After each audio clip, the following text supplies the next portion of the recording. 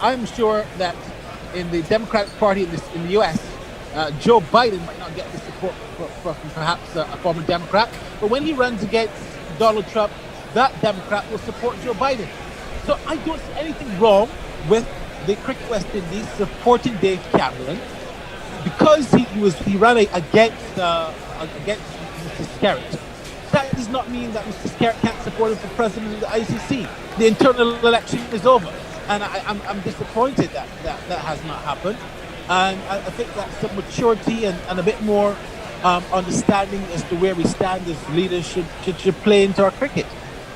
Yeah, I mean, it's all the inter-island rivalry, as you say. Well, Barry, you've been covering West Indies cricket for a good while now. I noticed that in Wisden, the great Wisden Almanac, you've taken over from Tony Cozier as the man who chronicles West Indies tours and West Indies Test match cricket. It was wonderful to see that wonderful report of the year of West Indies cricket in the Wisden Almanac. How do you rate this West Indies team and the progress they're making, Barry? I'll tell you what, David. In 2011, and you can back me up on this, I did a DVD. Back then, DVDs were a big hit. I did a DVD documentary on the Sagicor High Performance Centre, which was the first high performance centre that the West Indies Cricket Board had implemented as an academy for West Indies cricket to be taken forward. Do you know who were the players in that academy? You want me to call them out for you?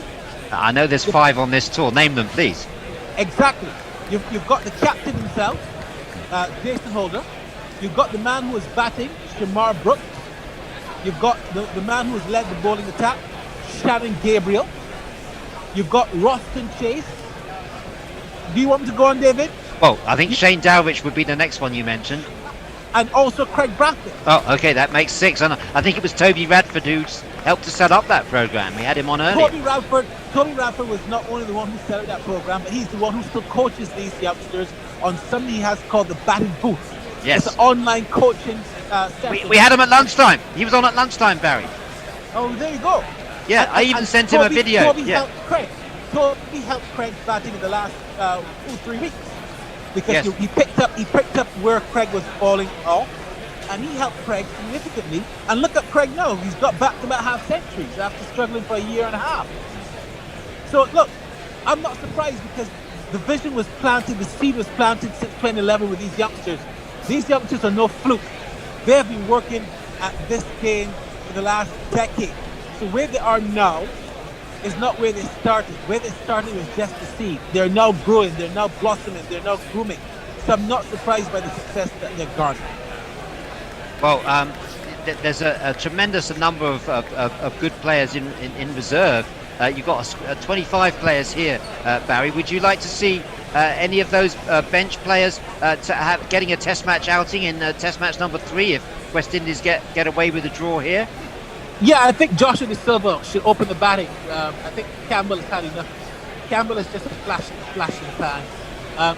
He's not really given himself the opportunity to go on. He's highly impetuous, getting out very silly, and I think that he should be dropped. And I would be happy to see a Joshua De Silva come in because I think he's shown the maturity and he's shown that the ability to bat long. I think he will fit right into this team. Well, Barry, one man who'd be very happy to hear that is my colleague here, Jono, who was a club mate of Joshua De Silva when he played a season here for Old Wimbledonians. And Jono will tell you chapter and verse on how much he rates this boy Joshua De Silva. On the bowling front, Barry, Shamar Holder, we've been discussing him. Would you like to see him take his place in the 3rd Test? Yeah, I think Shannon Gabriel can take a rest if the West Indies draw this. I would give Shannon a rest. I might even be tempted to give Kemar a rest too. Kemar has looked a little jaded. The thing about it is, this is only the 2nd Test. You have to remember they've been playing in a bubble for the last month, so it's been a bit tired and gruesome on their bodies. So I would give them a rest for that last. Would you bring Cornwall? Would you give Cornwall a game? Most definitely.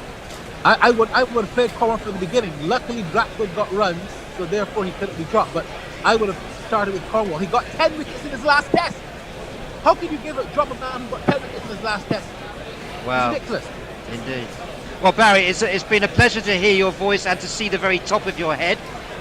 We'd like to see the whole of it next time you come back. Oh, there we go. During the third test, Barry, will you come back and say hello to us again? Will you come back and say hello to us during the third and final test? Yeah, sure. Just give me a ring. I'll be there. Great stuff. Barry Wilkinson there, the man who has taken over from Tony Cozier at the Wisden Almanac, big producer, line and length, commentator, and the man who keeps West Indies cricket alive in the Caribbean. Barry, thank you very much for joining us today. Back to our ball-by-ball team. The players are coming out.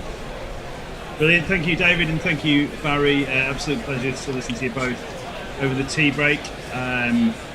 Obviously, welcome to Nestle Ball for this evening's final session. Good afternoon. Social media and Jules, who I've quickly come to somewhat dislike this afternoon. Oh, sweetie. What have I missed? Oh, mate, honestly, you're absolutely destroying me in my bowling action. She said I bowl like an octopus. I pay her money every Saturday to come and be our scorer. I've never dropped a scorer before, but You did yesterday. She's in the yeah. She fell out with me yesterday because I forgot to give her a lift to I see. So I didn't realise you're connected to the same team. Yes. She's the Jules is the one that keeps us all in order on a Saturday. I see. She's the one in charge, eh? Yeah, basically, yeah. I'm just kind of named captain, like on-field captain. But yeah, Jules is solely in charge. I'm not so sure about that. No, probably not. Nestle boy, your thoughts on the play so far? I don't know how much you've been able to see, but I've seen a fair bit. I mean, I did drop off for the F1. West Indies totally in control, I'd say. They've done what they needed to do, and they're not going to. This is going to peter out to a draw, isn't it? Yeah, no, I've just been. I was watching some of the Sky bits over tea, and NASA was saying, the West Indies camp should now be just saying, look, just try and bat as long as you can. It doesn't matter how many runs we score, just bat and bat, bat and bat and bat. You retain the Wisden Trophy, and then that's a real good achievement for a side that probably came across not expecting to win the series. You may have thought they could draw it, but they're in a really strong position. So, Stuart Broad to start the first ball after the evening session approaches down the wicket and short left alone by Royston Chase. As far as listening to David and Barry as well, and reading some social media, this is a bloody big deal for this West Indian team. They pulled this off. I know Mash is an eternal pessimist, but it's a big deal. This we should go to Knuckle quickly for jingles.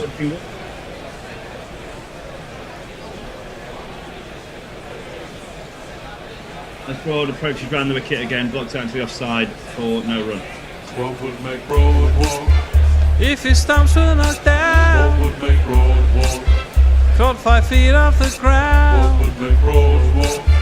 If he trod on his What would stumps, make Broad walk? if God was one of the What arms, would make Broad walk? Broad walk.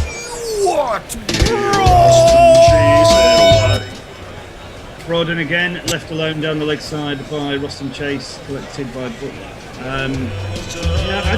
But he's a mailman, son of a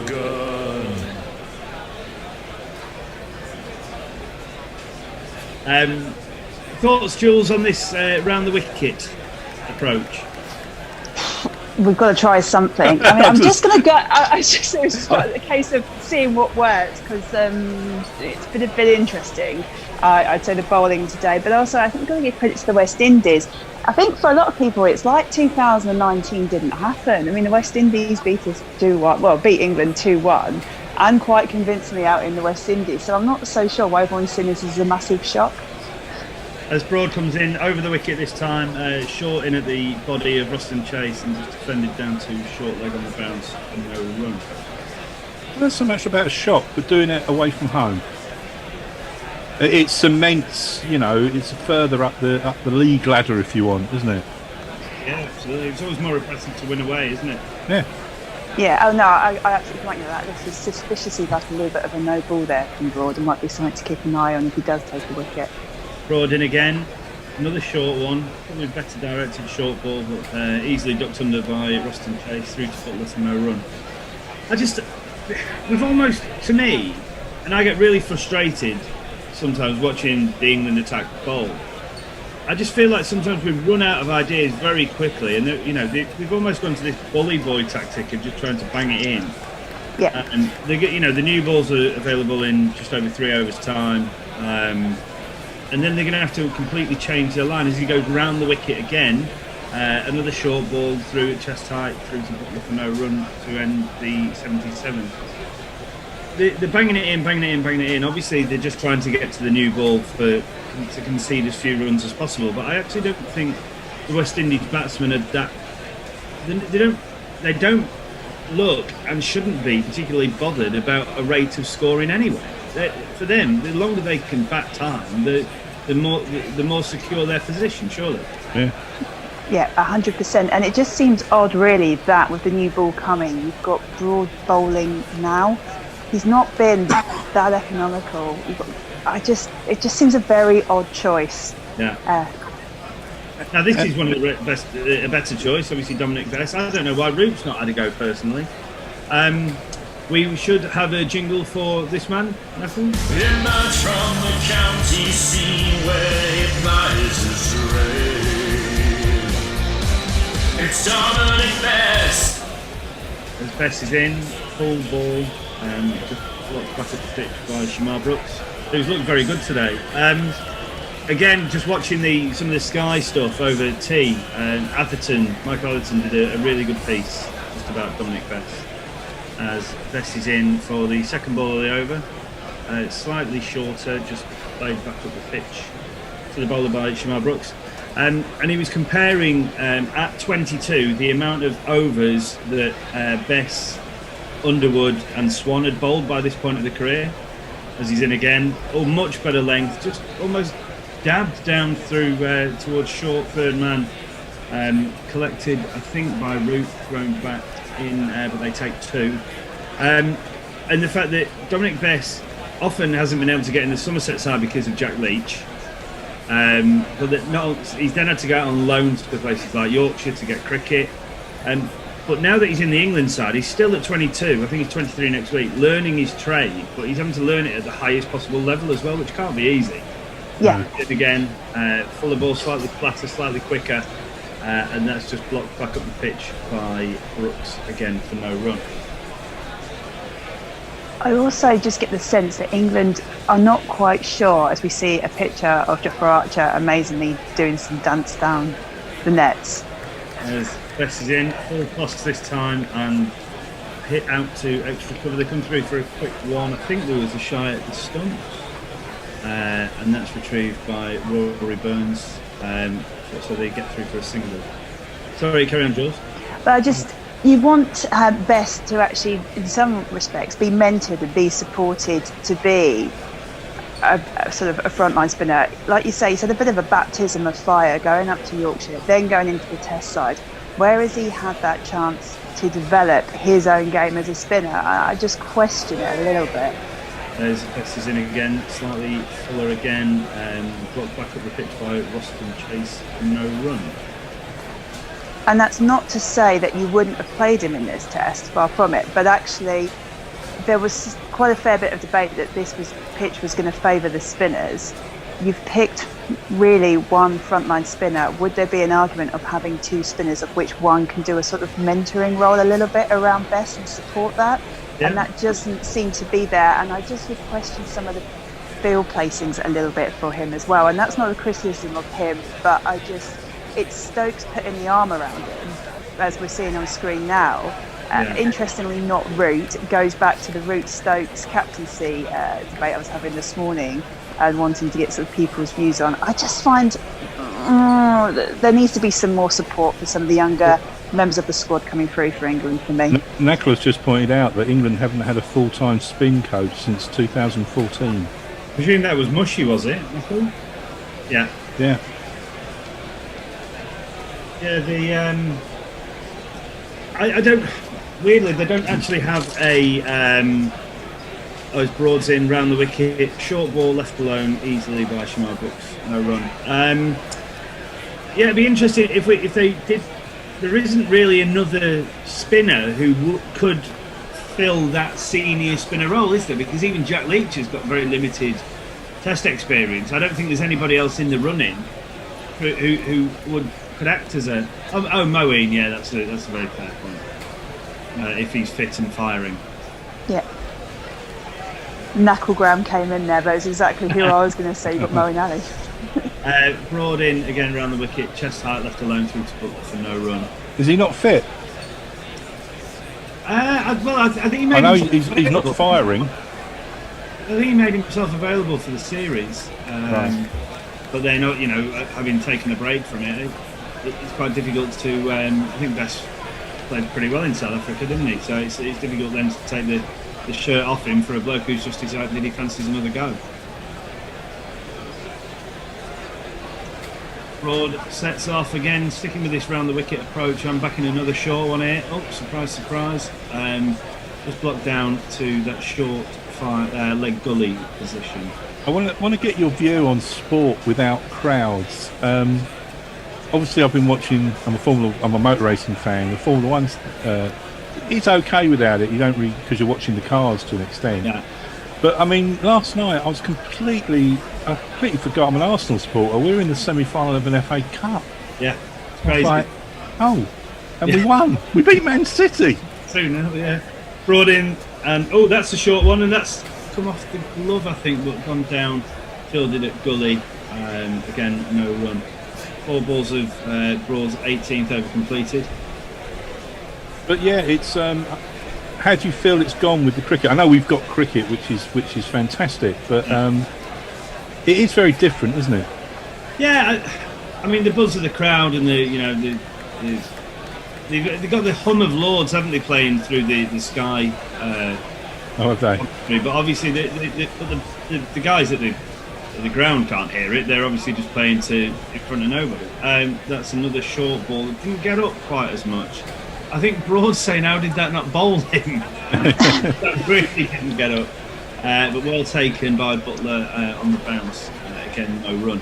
I just think it must be incredibly strange. I think the only way that these guys, they've all played county cricket at some stage or another, and because they're very sparse crowds, aren't they, for the most part. I know we were having a conversation in the first test about you go to Hove on a nice summer's day and the deck chairs are all full and this, that and the other, but you go to, they will have experienced cricket with very few fans there. Broads in again, another short ball to complete the over, left alone by Shamar Brooks through to for no run. 230 for 4 for the West Indies.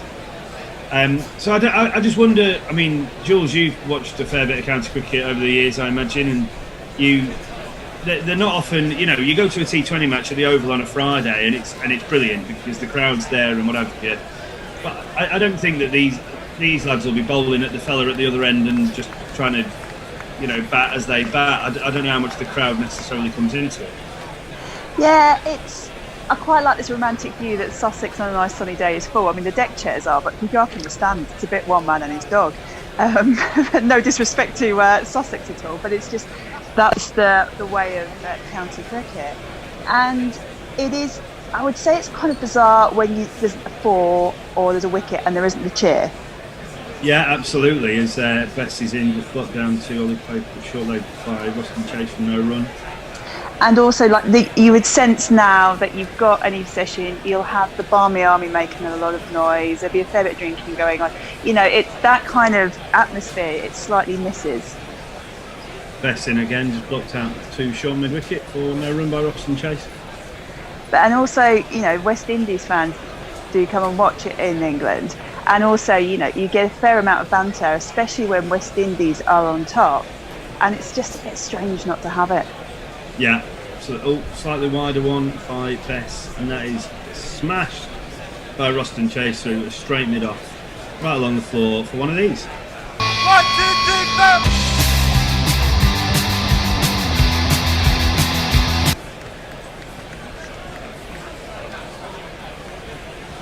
Lovely shot by Chase. Best turns around in disbelief that a half volley's been slapped right past him for 4 runs. He's in again. Slightly better length, a bit more chance for it to dip. Just blocked out short leg for no run. At the end of the over, Nestlers, I'll come to you for some social media.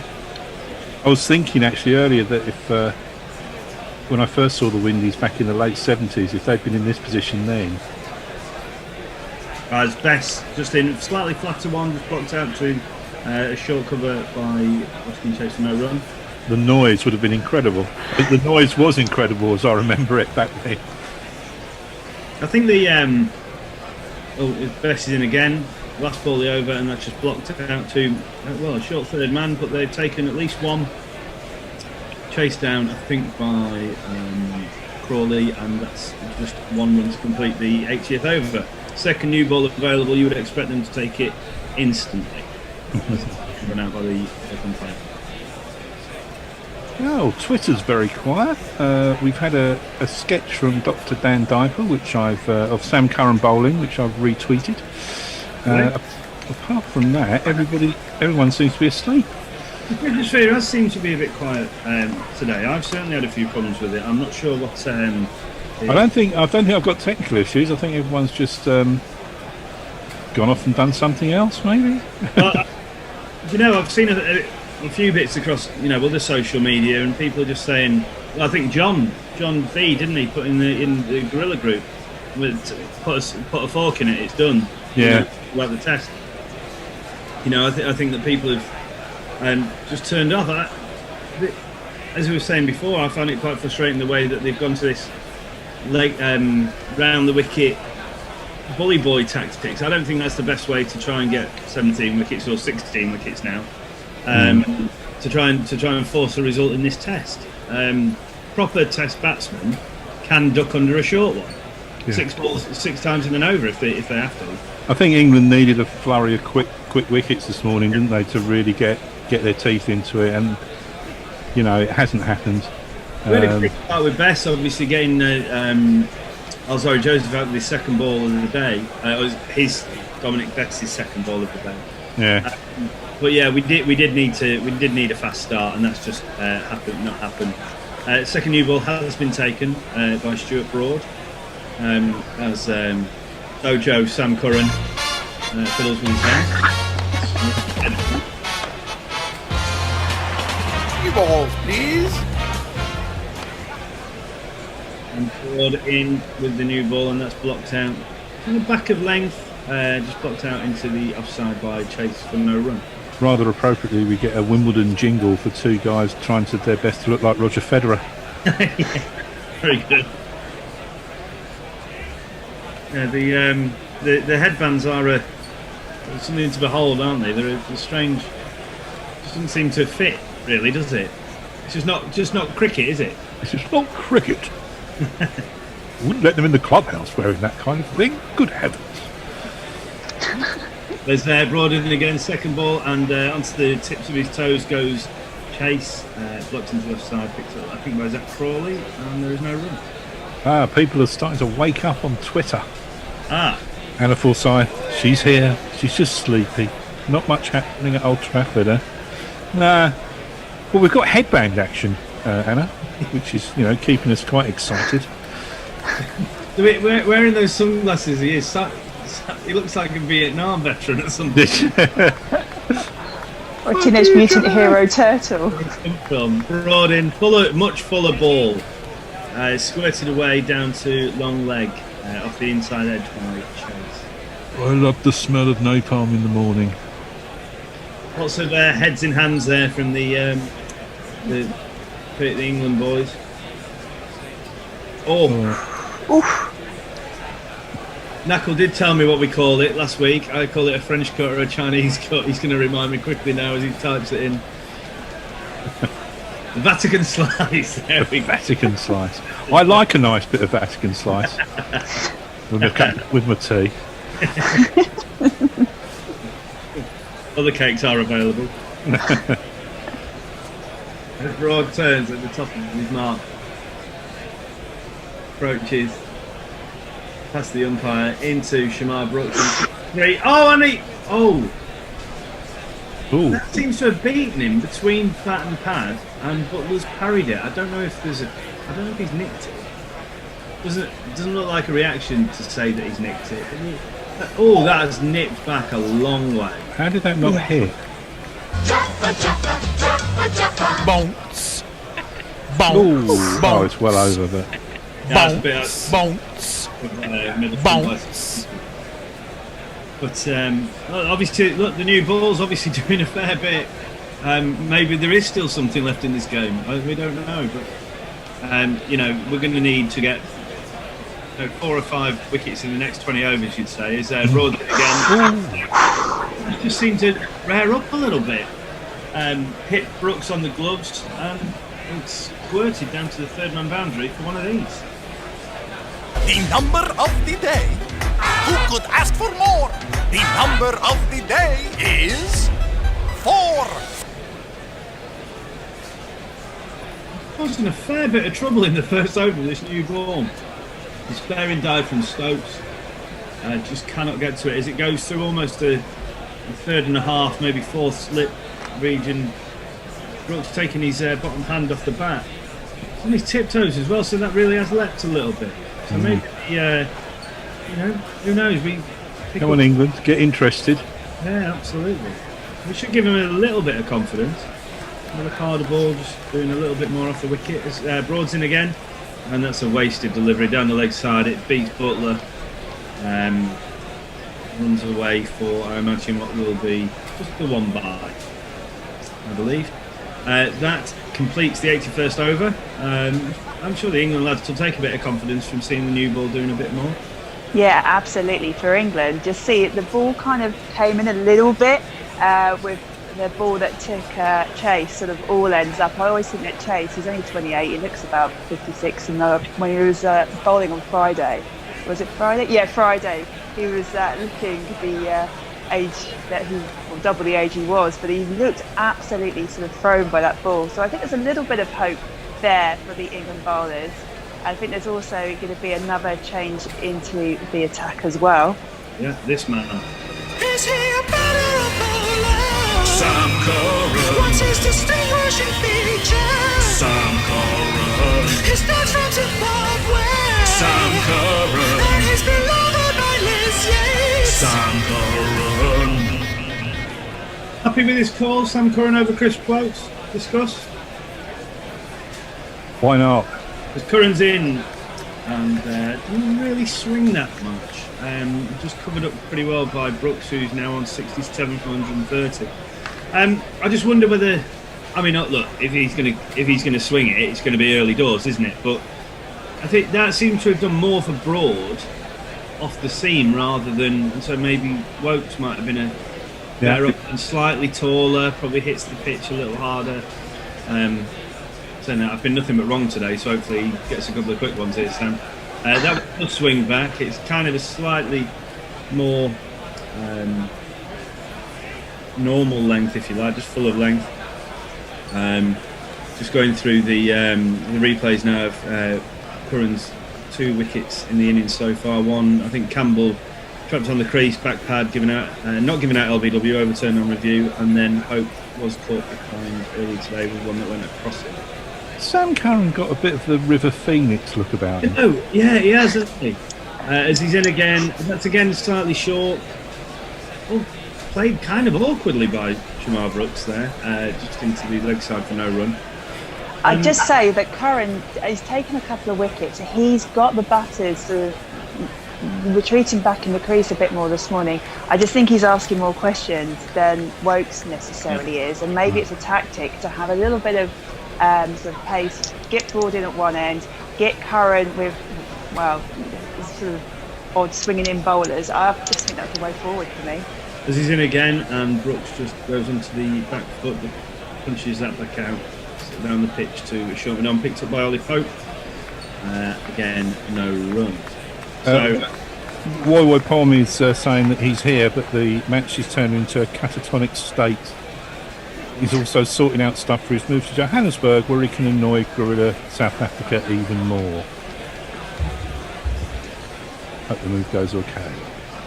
Absolutely. As Curran's in, 5th ball of the over, and that swings back nicely, but blocked forcefully back up the pitch by Brooks for no run, who I don't believe since tea we have jingled. Who's coming up next? And is he any good? Well, he's not bad, Shamar. You know him? Not really. He ain't bad. He ain't bad. Who? Shamar. You know him? Shamar Brooks. I don't know how he thinks some of these up, to be quite honest. Curran comes in to complete his last over, full swinging. That's a lovely shot straight down the ground, but a great piece of fielding by the senior pro Stuart Broad, who keeps it down to 1. Curran 2 for 36 from 14. It's still very quiet on Twitter sphere, I'm afraid. Come on, you lot. Get on with it. Send me stuff. And I'll do On the YouTube was where it was all kicking off before. Oh, was it? Yeah, one of the West Indian, apparently he's not good enough to get in the proper side, so he just sits and abuses commentators on YouTube. Like called Joshua De Silva, he's useless anyway. I hope he never plays. We've only got one message at the moment, I think, because when you refresh it, they all go. Stephen Boyd says, "What do the Gorillas think about the lack of work allowed on the ball at present?" It is tough. I was saying earlier, like it's second nature. The second time I picked the ball up yesterday, I put my fingers in my mouth and then I caught myself and didn't actually put them on the ball. But yeah, it's a strange habit to get out of because it's just second nature. As Broad's in, full and blocked out. There might be a run out. Oh, he's missed it. We needed a direct hit. I don't know who that was. It looked like Rory Burns is at the shy from cover there. Brooks really looking to get a quick single and get off strike. This new ball seems to just be doing bits. He's had to turn halfway up the pitch. I think it's Chris Wout. But yeah, manages to make his ground. I think he didn't seem to let go of that properly. Looking at the replay, that was a shit throw. It was awful. Too excited as Broad comes in again, full ball. Oh, he's got him. And that is LBW, Shamar Brooks, caught in front by Stuart Broad.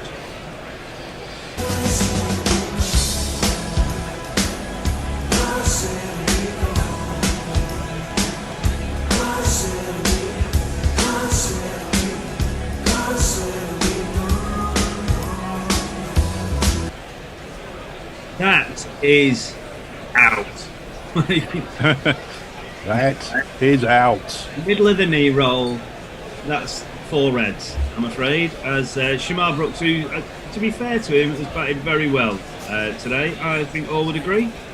Yeah, I mean, for his 68, he's faced 137 balls. He's got 11 fours out that as well. He's got just a decent strike rate of just over 50. So I think he's played quite the Yankee sort of middle order innings there. And for me, he's deserved and shown his place in the side at the middle order. Good little innings. Absolutely. Now, is there hope here? Is something happening? Well, I don't think we would have expected the new ball to have created as many problems as it has in the short time that we've had hold of it. But who knows? I think I can't remember how many short of the follow-on they are. It can't be many, maybe 40. Yeah. So to beat that with Blackwood, we need Blackwood to come in and play another mindless innings. It's going to great to mid off, but obviously that 100 he got in the last inning, second innings in the last test was fantastic. We should really jingle him.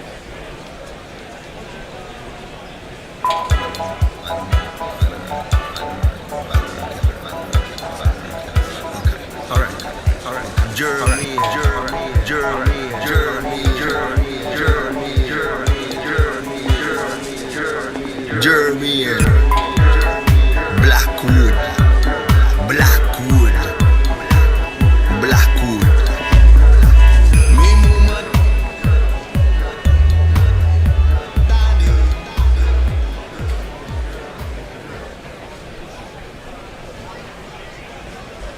I'm never sure at the end of them whether it's going to say the name again, and I always get it wrong. As it broads into Blackwood, who covers up and blocks back up the pitch to mid-off. Sorry, 95 at Southampton for Blackwood. Yeah, I fully expected him to get 100. But yeah, he didn't. I can't remember exactly how he was out. But I know he was incredibly disappointed, wasn't he, when he was out. But yeah, you know, if he's such, you know, very aggressive, great intent he shows whenever he comes to the crease. So I think it'll be a real miracle for England to be able to enforce the follow-on from this point. Broad's in again. Seems wary, kind of hanging back a little bit there, Blackwood. You know, just not quite sure how that new ball is going to react off the wicket. So maybe there is something in it for us, Jules. Yeah, I think so. It's Broad always does this. I was just one of these frustrating bowlers where you sit there and you watch over after over of sort of mediocre, and then all of a sudden it comes to the evening session. It's like he's woken up. He's got a new ball in his hand, and he absolutely goes for it, and a hatful of wickets fall. Broad in again, and that's a big flash outside the off stump.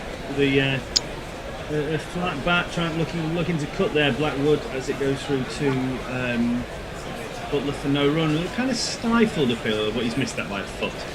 I know that feeling from yesterday. It took me about 10 balls to see the first one. I was making an absolute meadow look like Mitchell Stark. It was embarrassing. How did you feel this morning when you woke up? As I did say earlier on comms, I woke up feeling like an ironing board with an ironing board strapped to its back.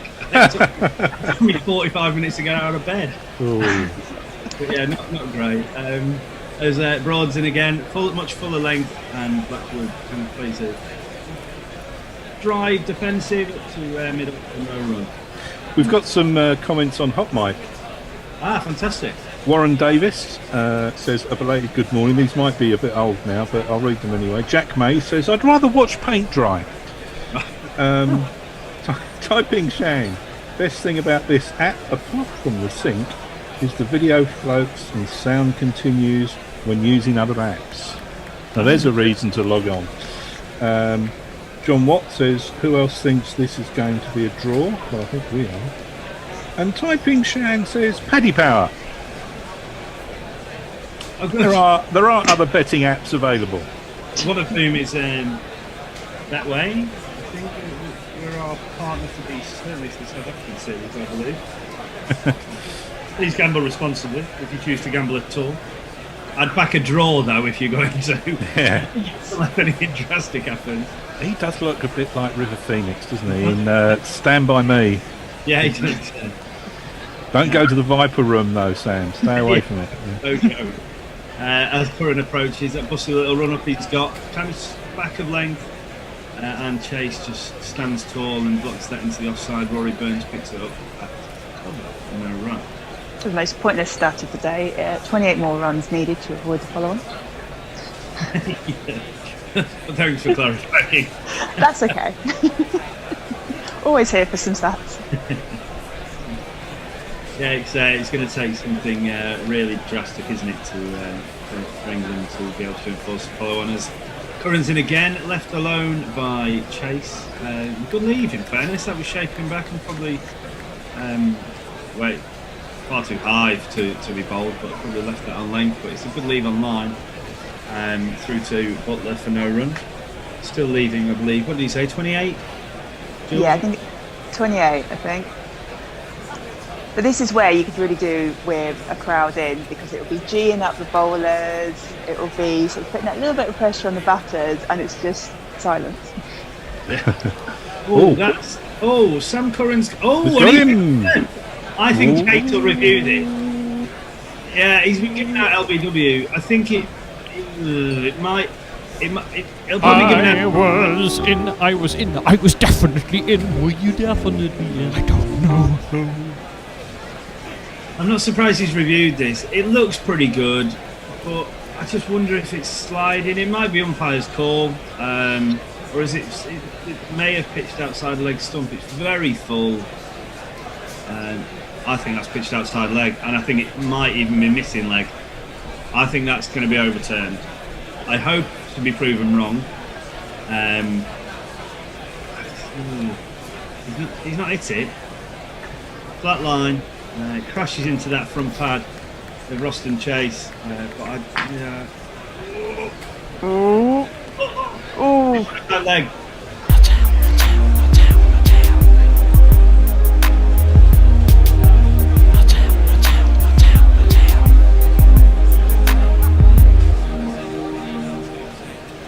It's the kind of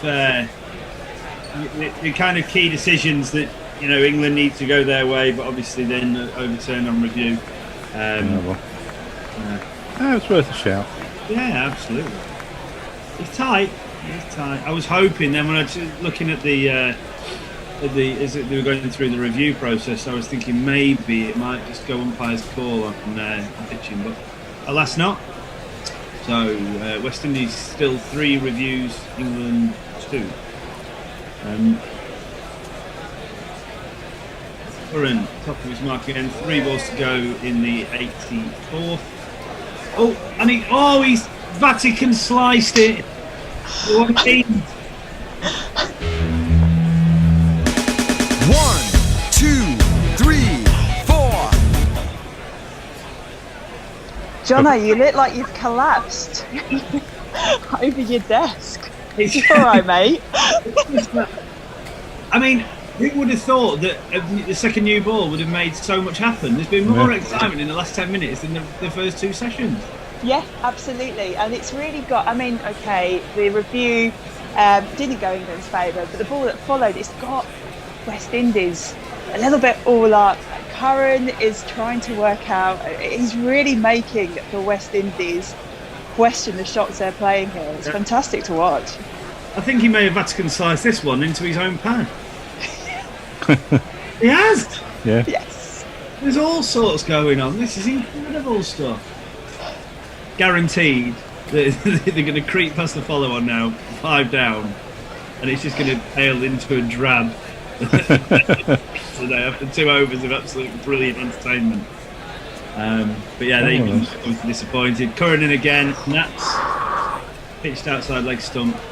Didn't look great on that. I think that's hit Chase on the top hand, just gone down to backward square leg for 1. It's completely over.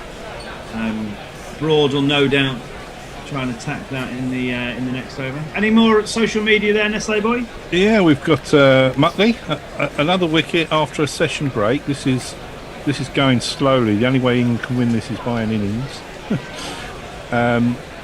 I was just thinking earlier on, they showed a little gap in the stadium there into the street, and I wonder if anyone is standing, away. Because the other week at the Grand Prix, which was in Austria, they showed this picture, and it's in the mountains, beautiful circuit, and there's 2 people perched right up on the mountain, and they could see like a little tiny section of the track.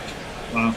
A brief kind of bit like this from a long way away. But then they used the same circuit the next weekend. There was about 200 people there. Because you're not allowed anywhere near the circuit. Dave, of a spoiler alert, did Hamilton win today? I'm not allowed to say because people get upset with me when I talk about it. Can you just message me privately in the... Yes. Thank you, that's very kind of you. As Broad now starts his 21st over, he's in. Back of the length and just defended. That one didn't seem to bounce quite as much. Maybe came out the toe of the bat a little bit, but just blocked back up to the bowler Broad for no run. I tell you what, the field placements for Broad at the moment are absolutely brilliant. So they've got really heavy offside field. So they've got just working through it. I don't know if you saw it, guys, but I'm pretty sure they've got a backward point. They've definitely got a cover and an extra cover. So it really is just putting that pressure on Chase. Okay. Broad in again. Chase blocks out to mid-off. Chris Wokes picks up, thinks about having a shy, but doesn't. And they come through for the ball. We will be having a change at the end of this over, I believe. 4:55. Michael coming on ball by ball. Dave on social media. I will be remaining as summarising.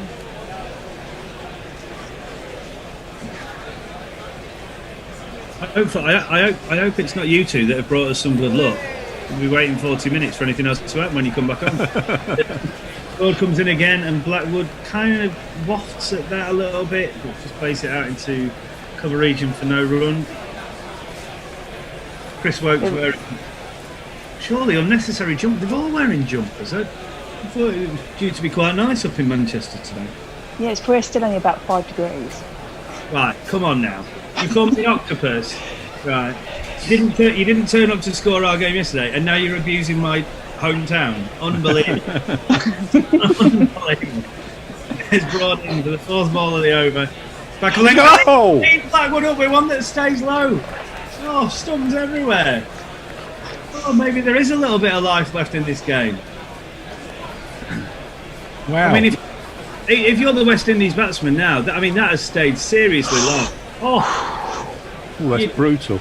oh mate, the rest of the batsmen are not looking forward to that. Go OUT the window, go OUT the window, go OUT the window, 'cause OUT spells out. So that's Jermaine Blackwood, having scored 95 in the second innings at the Ageas Bowl. Now goes for 0 from 6 balls. I would suggest. Then he waddled away, waddle, waddle. Now may be a good time to make the change if the other guys, Knuckles obviously ready to take over on ball by ball. Dave Brooks will be joining us for social media. We say thank you to Jules and Nestle Boy, who will return in about 40 minutes time, and so we will see you guys then. Do they? Later.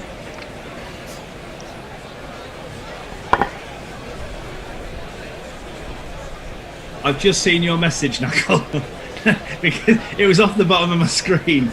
So if you want me to, I'll carry on until the end of the over doing the ball by ball, and then Knuckle and Dave can join me there. Oh, so obviously from a position of thinking that nothing was going to happen, and obviously the game was just going to peter out into a draw, Jules, then we're now starting to see a bit more excitement. Yeah, as much as I'd love to claim that Nestlers and I were bringing some luck, I have a feeling it's massively the new ball. That seems to be working very well for England at the moment. Yeah, absolutely. Obviously, Shane Darrich has had a reasonable tour so far, I think, hasn't he? Getting a score, not a big score, but batting well in both innings. So it'll be, if we can get through, you'd say Darrich and Holder quickly. I mean, that's a horror delivery for any batsman. It's someone at Broad's height and then it coming through at ankle height.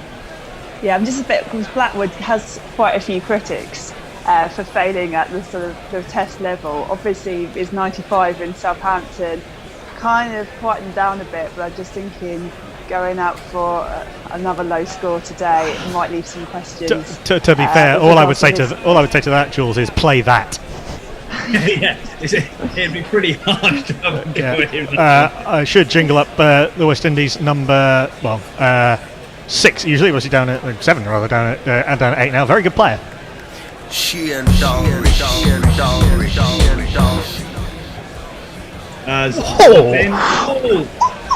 They're interested. They're just saying, Roots look very interested. Broad's shaking his head as if to say, I don't think there was a noise.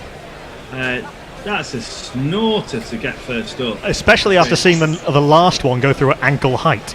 Yeah, absolutely, yeah. Have a bit of that, son. That's picked and moved, nibbled away. Yeah, this pitch has still got something in it. I genuinely don't think it's the worst idea for England to have a bat again, have a thrash, and then put the West Indies back in. Absolutely. For Broad, who's in again now, 5th ball innings. Just back of length, and that's kind of almost gloved just down into the leg side, short mid wicket. Darrich gets through his first 2 balls, and that's the end of Broad's over. 248 for 6 after 85. Yeah, and we'll say goodbye to Jules and say hello to Dave Brooke, who will actually turn on his video, which will be very helpful of him. Thank you very much, David. Well, things have got a little bit interesting, haven't they? 248 for 6, still 22 more runs to avoid the follow-on, although, as I said, I don't think England should enforce it, even if they have the option to.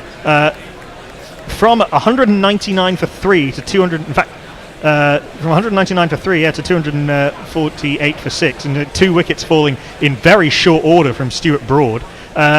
He's making the new ball talk.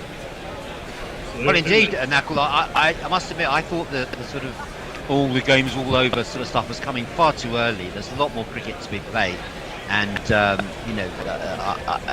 we've last half an hour has really demonstrated that. A lot more cricket to come in this match. Yes, indeed. A whole day tomorrow, for one thing. Sam Curran does get the ball to angle across the right-hander this time. Ruston Chase, who is standing there wondering what on earth happened as the ball angles across him through to the keeper. There is no run. Sam Curran's been getting those beautiful in-swingers. We did see him get the off-cutter out to dismiss Shea Hope earlier today. The wickets to forward the new ball. Shamar Brooks, LBW to Stuart Broad, a very good delivery that nipped back off the seam, 68 of 137, good innings. And then Jermaine Blackwood done by Stuart Broad from one that rolled along the ground. And then Shane Dowrich got one that flew past his nose. So plenty is happening. Sam Curran trying for that one that angles across Chase and tempts him into a drive. Chase is not tempted into a drive. There is no run. You're listening to Guerrilla Cricket's coverage of the West Indies Tour of England, brought to you by Hot Mic, the best way to sync our live, interactive, non-geo-blocked ever coverage with your TV pictures. And we are 40 minutes into the third session, which will be a very long session. We can go until 7 o'clock UK time, so another 2 hours to go today. West Indies 248 for 6, still need 21 to avoid the follow-on, or 22 rather, to avoid the follow-on. This is punched by Chase into the offside off Curran, fielded by the Dread Pirate Rory at cover. There is no run. Curran looks to be bowling about 5 clicks quicker than he was earlier, or was it because something started happening? It is interesting how that happens. Yeah, the new ball is just zipping off the wicket a little bit. We've got 3 slips, point, cover quite square, mid-off, mid-on, mid-wicket, long leg. As Curran comes in, left arm over the wicket to Ruston Chase. That's a lovely shot against the swing, as it were.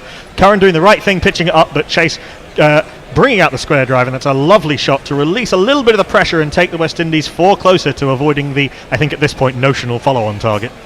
It's Nissan She. It's Nissan She.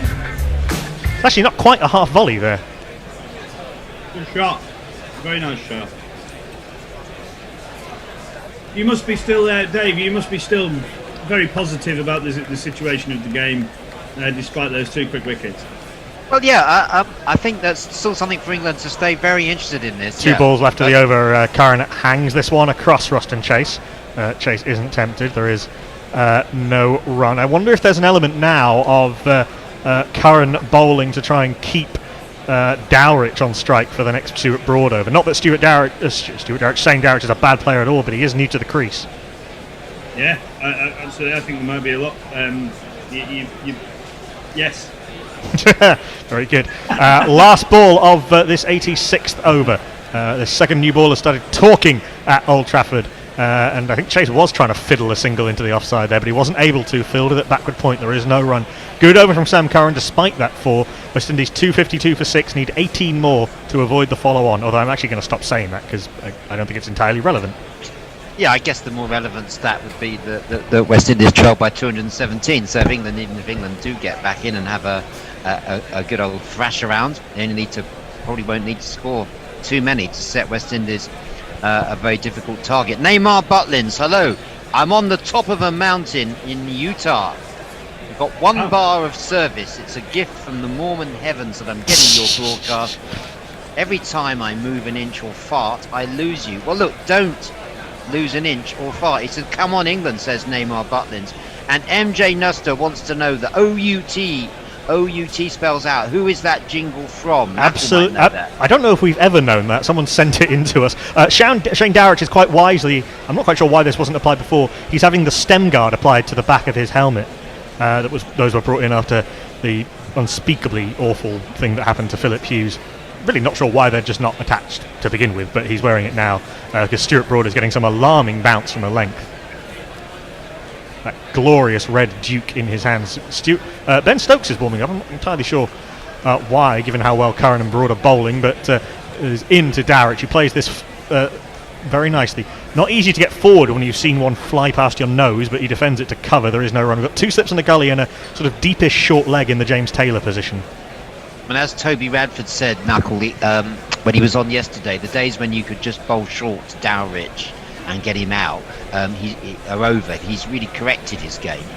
He used to be a real walking target for the short pitch delivery, but He's better at it now. This is going to be a test, though.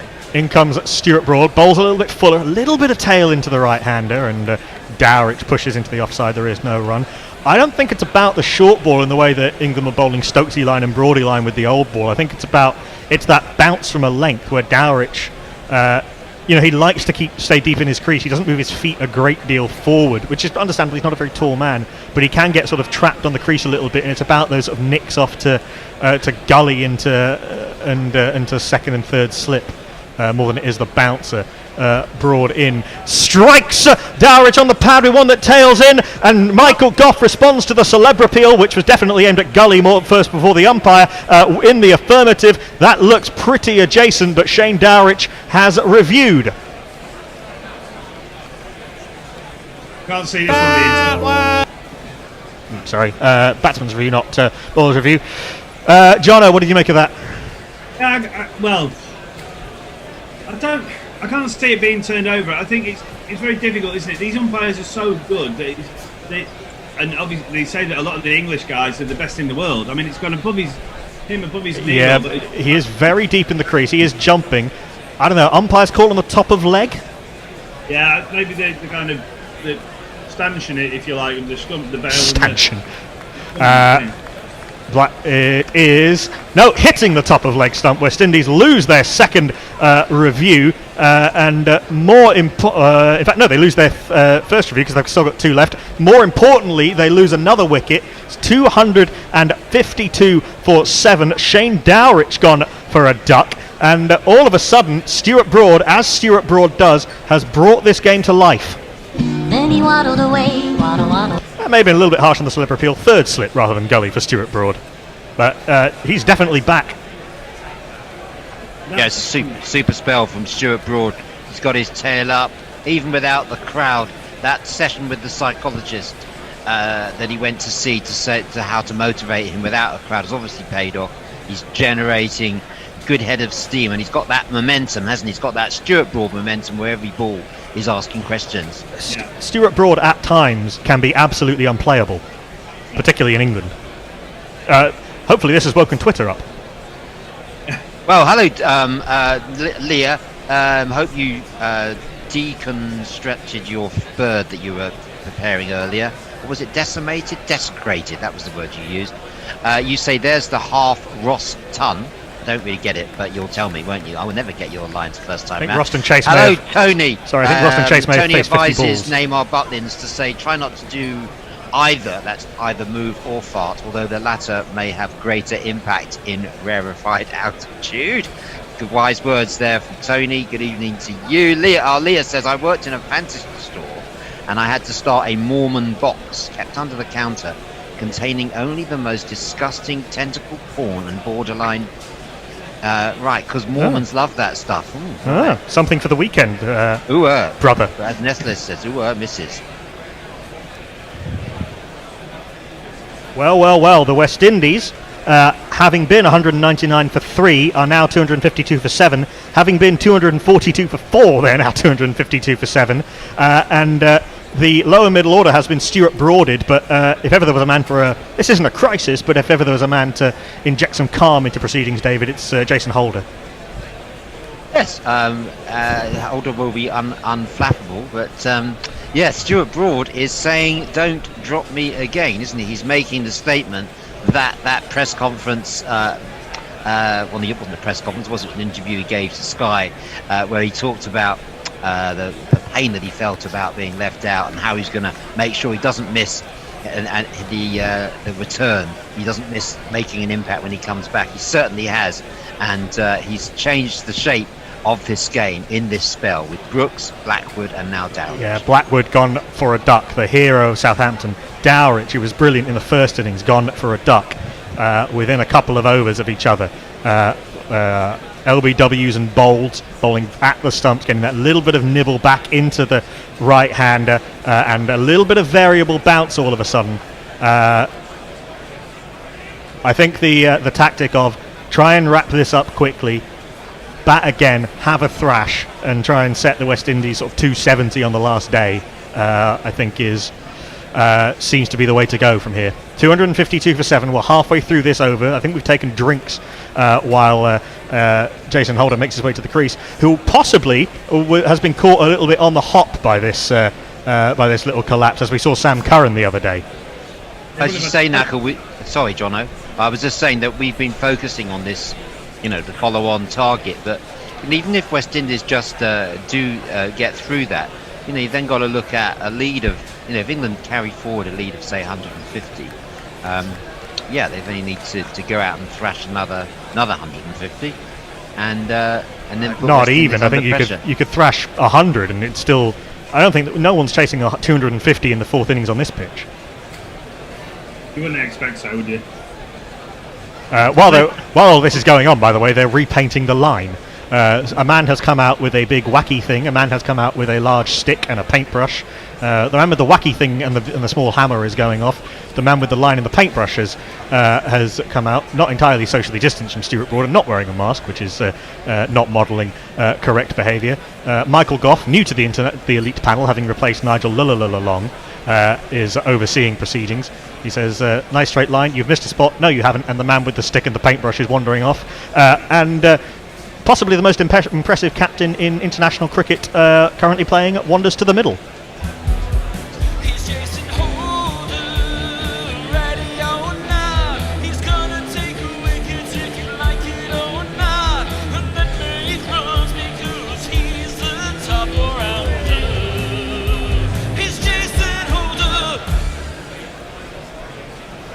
Big, large, wacky thing, Knuckle. Technical term. Yep, technical term. 2 slips on the gully, deepish short leg, a very deep short leg in fact. Broad into Holder, who defends solidly from the crease, meets it at the top of its bounce and into the offside. It goes, there is no run. Butler chirps, Root chirps. England are suddenly rallying behind their premier fast bowler in this game. I mean, Jason Holder, coming in at number 9 with Alzari Joseph having come in as night watchman, it's really too low. I mean, I'd love to see Holder up at 6, as his batting average would justify. I mean, there is a way that could happen, or certainly 7 in an ordinary batting lineup, not with night watchman, as Broad comes in a big, it looked like an inducker, and then it just tailed away at the last minute from Jason Holder, who does well to watch the swing and push up to mid-off. There is no run. Even Jason Holder at 6'7" couldn't get a big stride into that. Broad is right on it. He's an absolute joy to watch when he's bowling like this. Oh yeah, he's no one better. But you can just see, I can imagine Holder just getting the bit between his teeth here and really beginning to settle things down again. Reminds me a lot of Misbah, actually, in the way he just presents an air of calm to everyone around him. This is a good delivery from Stuart Broad, angling into the right-hander. Holder blocks from the crease. Up to mid-off, there is no run. Wonderful spell from Stuart Broad. He's now got 3 for 65, having been wicketless not so very long ago. That's another wicket maiden for Stuart Broad. West Indies 252 for 7. Yes, it's woken up. That spell from Broad has woken up the Twitter sphere. Muttley, good ho to you. You say wickets dropping like flies, and I need a Jimmy Riddle. This is Trent Bridge all over again. Oh, thanks for that bit of detail, Muttley. We wouldn't have known that. He hadn't told us. Neymar Butlin said, did the psychologist advise the sushi chef headband? Good point, well made from up the mountain in Utah. And Anna Forsyth, hi Anna, says, thank God Broad had the rest in the first test, so he can pull up trees now, she says, tongue firmly in cheek. I mean, entirely wrong. England didn't lose that test with their bowling. That ball that Blackwood got, just seen the replay. Jesus. And a grubber from someone who's 6'5", 6'6" or so. We do have to change at the other end. I think with that bit of uneven bounce and the swing, Joe Root has gone, Ben, do something. Help me, Ben Stokes, you're my only hope. Ben?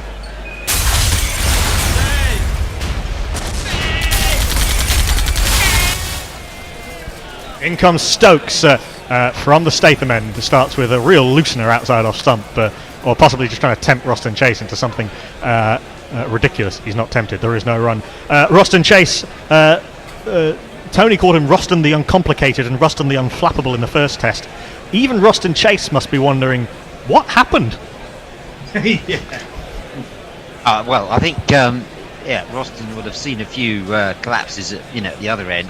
when he was fighting a lone hand for West Indies. In comes Stokes, just working his way towards that off stump, a little bit back of a length, a little bit of movement. Chase leads through to the keeper, there is no run.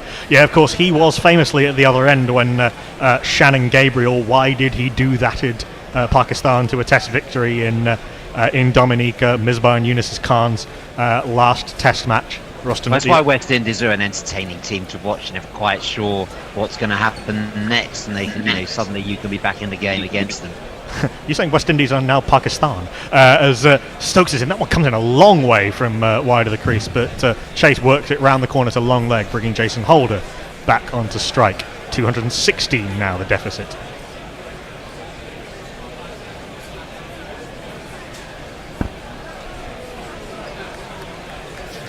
Ben Stokes looking a lot better with longer hair, a little bit like Stuart Broad. They both. Stokes has had the hair transplant, which we talked about earlier, but he still has a little bit of a bald patch on top. But he's got enough hair that he can sweep his hair back over the bald patch, as Stuart Broad does. I think he presents a much finer aspect with that swept back, just out of the shower look. Ralph Coates look, as it used to be known. In he comes in his sleeveless sweater. Full delivery, and that's an absolute jaffer, beating Jason Holder, who tries to play inside the line, but the ball keeps on coming and just beats the outside edge. Suddenly this test match has gone from a dead parrot to an entirely alive squawker. Which is a sentence no one has ever said. I'm going to say... Brilliant piece of broadcasting. This follow-on target looks increasingly notional given the character of this pitch. In comes Ben Stokes, Holder forward, trying to pretend nothing is happening, and blocks it to backward point. There is no run. He's a very calm, like you say, Holder, doesn't he? But still, relatively young captain. Nothing seems to faze him. He's probably like a swan, isn't he? His feet are going like clappers under the surface, and his heart rate and whatever. Yeah, Jason Holder is far more intense than I think he lets on. I don't think you can survive this long as an international captain without some of that. Last ball of the over from Stokes. It's forced off the back foot nicely by Jason Holder. Not an easy shot for a tall man to play. It's a chase for Sam Curran, and he manages to reel it in. Jason Holder off the mark with 2. He'll keep the strike. West Indies 255 for 7, trail by 214. Well, you remember that tweet we had from Leo before about who would have thought before COVID that there would be Star Trek cricket jokes developed over several hours. Leah now adds, if you could boost this so we get a sufficient sample size, that would be great. So can we have some more Star Trek cricket jokes? Leah, I'd like to know about that bird you were desecrating that I heard about in the first session. Is it still cooking? Has it been desecrated, decimated and consumed? We'd like to know. It's Sunday roast after all. Do you know Sunday Rotors is an anagram of Sunday roast? We had our Sunday Rotors delivered by Hendo, who has now he left muttering something about a dead parrot, didn't he? Just as things started to liven up. And has he been on since It hasn't been on for a while. Yeah, we'll come back to that in a moment. In comes Broad, beats the outside edge of Roston Chase. Josh Butler drops it, but it doesn't matter. Particularly, there was no edge. Roston Chase was nowhere near the line of the ball. There is no run. Jeff Perkins tells us about the origin of the OUT jingle, Knackle. It was actually taken from a HeidiSongs.com, a exercise video. That's what it looks like to me, Jeff. In comes Stuart Broad. Full delivery swinging into Roston Chase, almost a Yorker, and Chase has done well there to steal a single up to mid-off. Where's that gone? Has that gone all the way for buzzers down to long leg? We're not actually seeing... I don't think so, judging by the reaction of the fielders and the fact we didn't actually see the ball. We're seeing this. The throw comes in from Wokes from mid-off. I think they're thinking that a direct hit might have had Jason Holder out, and maybe it would have done... maybe he would have been just in. That's very close. There've been a couple of tight run-outs. We've had direct hits today, maybe 2 or 3 that we might have seen wickets fall from. Apart from that one where Chris Wokes threw it like a 5-year-old girl. Yeah, although actually I think if that had hit the stumps, then it would have been out anyway. I think he was just trying to be really accurate. Chase onto 26 with that stolen single. Holder on 256 for 7, trail by 213. 2 slips in the gully, backward point, mid-off, mid-on. Mid-wicket and a cover and a short leg and a long leg. In comes Stuart Broad. Third ball of the over. Full swinging into the arc of Jason Holder, who blocks it very solidly to cover. There is no run. Good stride from the big man. Just monitoring the social media in the Caribbean, Knuckle. 1 or 2 people there getting a bit worried. They're always the first to get worried inside the Caribbean. Say it again? There's mash on it. Oh no, I was referring to people are actually, looking at people actually over there. All right. In comes Broad, 4th ball of the over, left alone by Jason Holder. It starts outside off stump, comes in a little bit, but not close enough to tempt the West Indian captain through to the keeper. There is no run.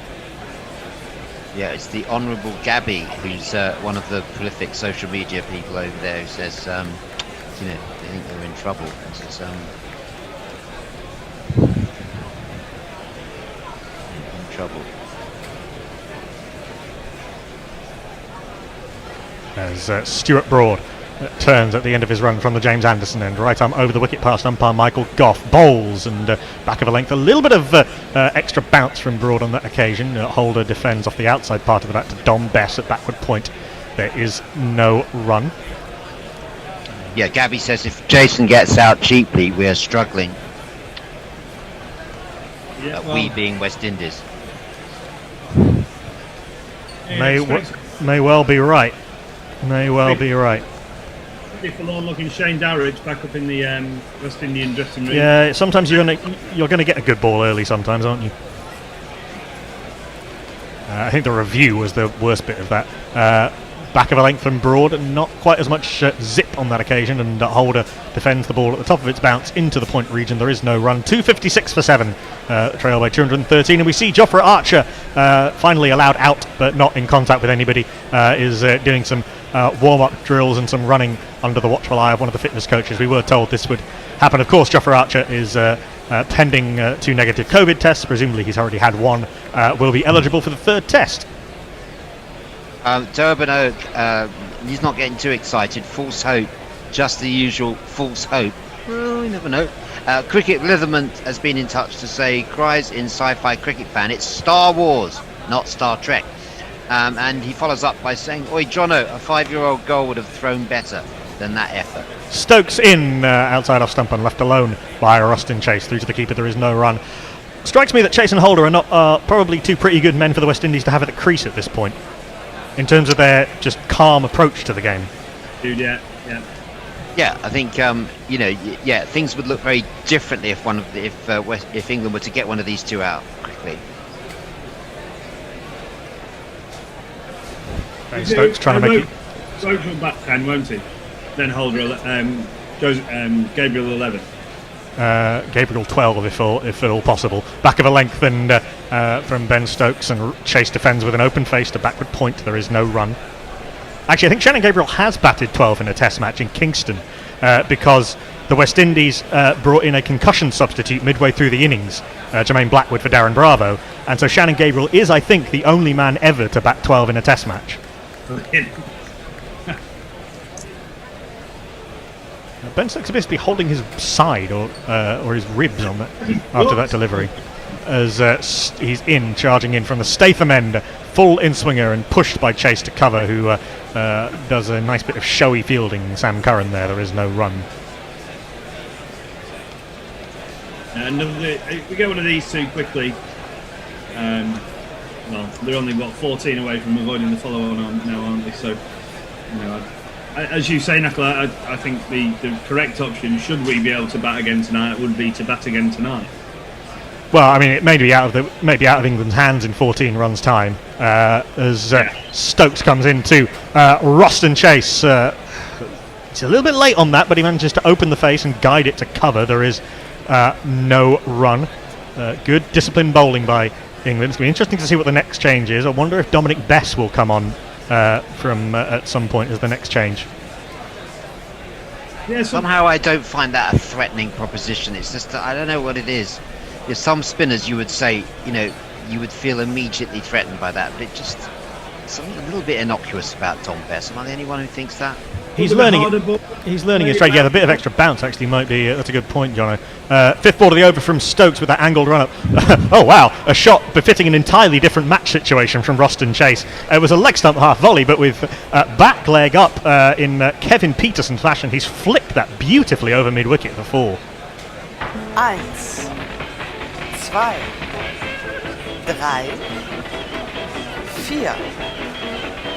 4. Take that, Ben Stokes. Wallop. That's a beautiful shot. A rare bit of flamboyance from Roston Chase, who David is a pretty unshowy player. I'll come to that after this ball, the last ball of the 90th over. Ben Stokes gets the one to bounce a little bit on Chase, and he just defends this to backward point. There is no run. Stokes is definitely holding his back. He's bowled a long spell with the old ball, 11 overs on the trot, and West Indies 260 for 7. I've been suitably chastised and corrected. Cricket Riverman, my apologies. They pointed out that you identify as a she, not a he. Thank you very much, Dave. Apologies for that, Cricket Riverman.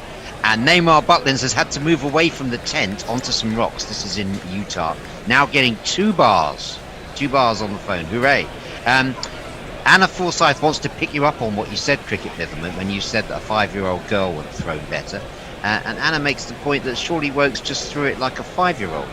And I'm not aware that 5-year-old girls throw much worse than 5-year-old boys. Certainly not if they're taught. If the problem is actually that a lot of young women cricketers, and this is true at the professional level, aren't taught to throw until way too late. It's all about technique. It's not about throwing's about technique, not about strength. We do have a change of bowling. Broad has been whipped out of the attack, presumably as punishment for not taking a wicket with every ball of that last over. But I think that's very much the position England are in. They've got to make something happen, and this man's come on. But more importantly, perhaps, Ben Stokes is going off. Stokes off, Wokes on. He's on Instagram, and he's a Twitter fan. On the Ashes tour, not Ben Stokes, but he'll have to do. Yet to take a wicket in this Test match, but with a new ball doing a bit. And if there's any swing out there, he will find it. The slab-like Craig Overton is on the field for Ben Stokes, who has gone off holding somewhere in his ribcage region, which is a bit of a worry. Good delivery to start with from Chris Wokes. An outswinging Yorker, which Holder manages to defend on the bounce to Zach Crawley, who does good work at second slip, and there is no run. The first time in the Test, Zach Crawley's done some good work at second slip. I think he's been standing too close for most of the Test match. Yeah. That one he took off Stokes. The Stokes just had that flash of really angry look in his eyes. Yeah. In comes the newly loose Chris Wokes with the hair and the headband and the beard, and he's picked up the wicket in his first over. We know that Chris Wokes is very, very good when the ball's moving a little bit. That one just held its line as it was coming into Jason Holder. He's had a prod, the kind of prod that you play early in your innings. Joe Root takes a decent catch at first slip. Jason Holder's gone 260 for 8.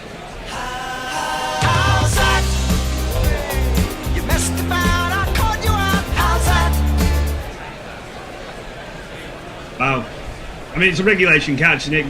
Good solid catch from the skipper. One that Holder didn't have to play out, but as you rightly say, Knuckle, it's the kind of delivery that you just bend at early doors when you're looking to get bat on ball. But now, I mean, if they get another 2 quickly, what do England do? I still think you bat and give it a thrash. Maybe Stokes can't come out, but then you may send Butler and Sam Curran up the top of the order. Yeah. Or maybe Root, actually. Root could score very quickly without really trying. Do you think, though, that the way that Root captains this side, do you think they would ever do that? They've done it before, I think, actually. That was under Alistair Cook, actually, in the UAE when they were chasing about 80 in 10 overs, and they changed the attack. They changed the batting lineup. Cook dropped himself down to 7, I think, on that occasion. Not many teams enforce the follow-on these days, and actually there is rarely a pressing reason to do so. It's rare these days that the match situation means that following on is necessarily better. Back-to-back Test matches, England have been out there for 91 and a bit overs now. I think you have a thrash and go again tomorrow. This man has joined Ruston Chase. He can be a nuisance with the bat and is not going to give his wicket away cheaply. He ain't no dope, he ain't no weed. That Kemar Roach, he deals in speed. There goes Kemar Roach. So did this just hold up off the seam maybe a little bit, and Holder thought he had to play on the original line, and Joe Root made a catch that went straight at him. Looked probably simpler than it was, given that it flew pretty quickly to him. Yeah, I think So in comes Woke's third ball of the over. Big outswinger to Kemar Roach, who is much more of a solid tail ender than a slogger, David. Roach will block all day if he had to, and situation calls for him to get out the block now. Definitely, let's have the block shot, Roach. 10 more runs to avoid a notional follow-on. Well, I think it's a notional follow-on. You know, I can see England taking it, but I'm not sure I would if I were in their position. In comes Chris Wokes to Kemar Roach, tighter to off stump this time, and Roach had a semi-fiddle at that. I don't know if a viola counts as a semi-fiddle, and through to the keeper it goes. There is no run. It's been really good from England with the second new ball. Nestle says, hang on, what have I missed? Stokes has had a hair transplant. Yes, you missed that, Nestle. Knuckle corrected me earlier. I was expressing suitable surprise as well. Leah, what a photo you've sent us. I'm going to describe it after this ball. Appetizing or what? Fifth ball of this. Very good over from Chris Wokes. Coming at off stump, and Kemar Roach waits for it and defends out into the offside. There is no run. Joe Root is starting to look a little bit like, you know, much Game of Thrones, Jerome Flynn. Yeah, he has a bit. That's very good. He was also in John Wick 3, which I was watching yesterday. Who, Joe Root? Very good. That would be hilarious. Jerome Flynn. Last ball of this over from Chris Wokes, full and swinging down the leg side. Good take by Josh Butler. Both wicket keepers have done pretty well in challenging conditions out there. 260 for 8, the West Indies. 91 overs gone, 11 overs gone with this second new ball, and boy has it made a difference. West Indies still need 10 to take the follow-on out of England's hands. Well, any of you that have enjoyed your Sunday roast today, or maybe some of you haven't, if you haven't, take a look at this photo that Leah sent us on the Gorilla Cricket feed. This bird's corpse has been desecrated, she says, by stuffing a bunch of onions, garlic and thyme up its arse. It has then been marinated in paprika, black pepper and salt. It has been devoured now. It did look like this. Thank God you captured that before you demolished it. It looks absolutely mouth-watering. That sounds like Motley would be interested in that. I mean, that sounds absolutely wonderful. How long did you marinate it for, I wonder? I'm going to definitely retweet that because it looks an absolute beauty. We do have a change at the other end, obviously, with Ben Stokes off the field, and this man, after a shortish first spell, has come back into the attack. Is he a batter or bowler? Sam Curran. What's his distinguishing feature? Sam Curran. His dad's from Zimbabwe. Sam Curran. And he's beloved by Liz Yates. Sam Curran. Taking a 2 for Sam Curran. Was very good with the first new ball. Not as good with his first spell with the second new ball, but he's in swinging down leg, and Ruston Chase, who continues to cut a rather abandoned figure at the crease, tries to flick down the leg side, and it's taken by Butler. There is no run. Cricket Blitherment agrees with you, Knuckle. Far too many young girls aren't taught or don't have the opportunity correct throwing techniques until they're much older. Cricket Blitherman said she was also lucky enough to be taught how to throw properly at a young age. Good. As Curran is into Ruston Chase, who defends this from the crease hurriedly up to mid-on. There is no run. We'll have a change at the end of this over. We have to shuffle our timings around, obviously, with the extended sessions, and Gary being shut out by his own technology. So Dave's going to take over ball by ball. Jules is going to come on to tweet. Nestlers is going to come on to summarise. And Shannon Gabriel is looking from the pavilion saying, I'm too old for this shit. as Curran is in back of a length and whipped off the hits by Roston Chase. They'll want 2, they're not going to get 2 as the man comes in from deep square leg to field. There is a single. Roston Chase moves to 30. West Indies 261 for 8. Roston Chase got 3 balls to face. As I say, absolutely no problem with his defensive technique, but Chase might want to abandon what you might call the Shivnarine Chanderpaul method of batting with the tail. Yeah, I'm a fan of what Root's doing here with Wokes and Curran. I think that these two, certainly with the ball that's just off new, if that makes any sense. Yeah, that little bit of lacquers off the ball, so the swing's a bit more controllable. Oh, that's a beauty from Sam Curran, swinging in and full, probably going down leg though. Richard Illingworth says no. He's not had a particularly good series. England do have 2 reviews left, and they're going to use one of them on that occasion. Not sure that's the wisest choice, I have to say. Probably 9 runs, to follow on. Now you've got to give yourself the option.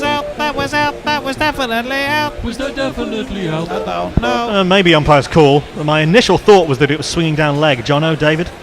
But I'm saying I think there was the right call to review it, because if it should go your way, it's a key wicket with still those runs needed to avoid them. It's always a good review when it works. It's hit him on leg stump. It's certainly no problem with it pitching in line. It's hit him on leg stump. I don't know. There might be a bit of inside edge on that, actually. Rock and roll that back for me, please, Mr. Illingworth. I think there is a bit of inside edge on that, which none of us picked up initially. Is the ball at the point of the bat? I think so. I can't see what else that spike would be. You can see the bat's a long way in front of the pad on the right-hand side here, seeing the split screen, and that is indeed what has happened. I'm not entirely sure that's why Richard Illingworth gave it not out, but it is going to be not out, and England have only 1 review left.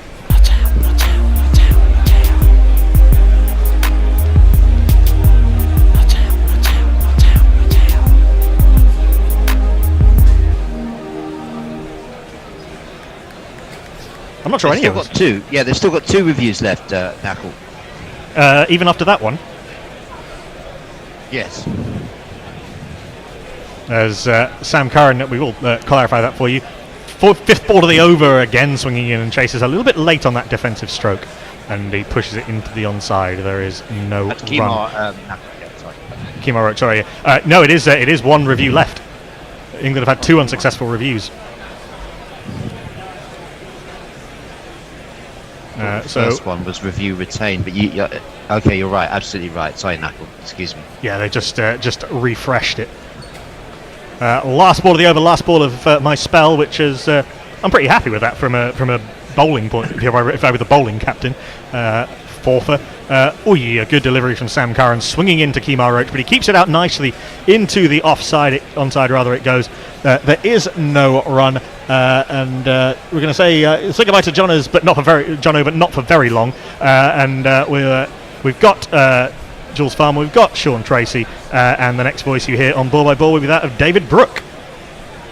Thank you very much, Knuckle, and good evening to you, Jules, and good evening, Nestle. Good evening, David.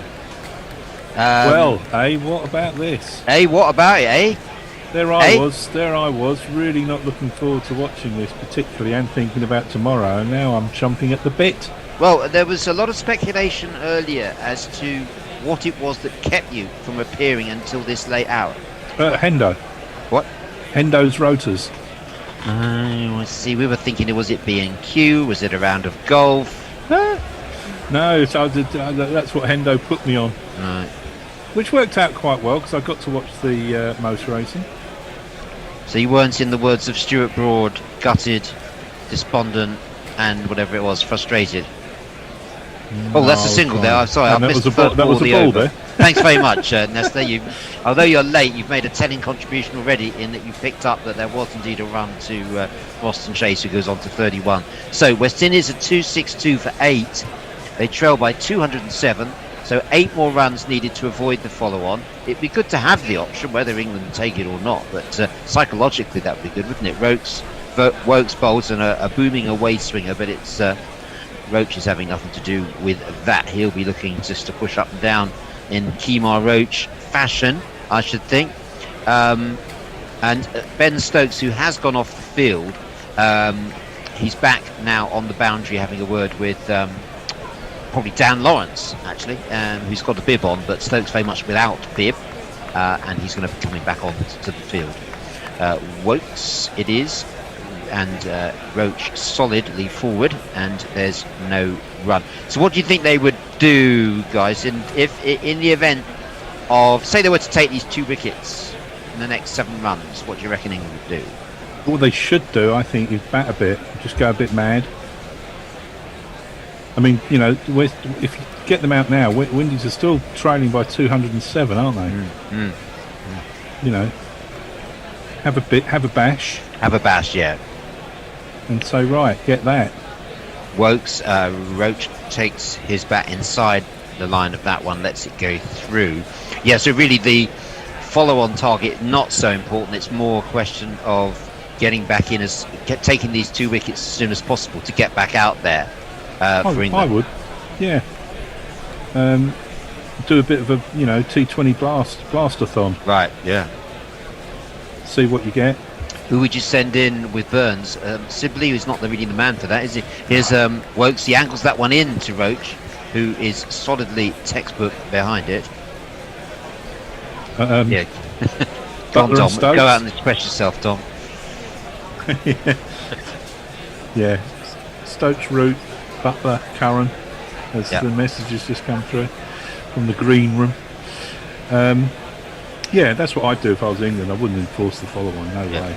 Pointless. Wokes bowling wide of the crease. Roach shoulders, arms, lets that one through. Jules, I got as far with the tweets. At the end of the over, I'll come on to you. I got as far as Gits and Gratz, who's posted that interesting photo about 9 minutes ago. So if you've tweeted us recently, Jules will be taking care of business at the end of this over. In fact, that is the end of the over. Over to you, Jules.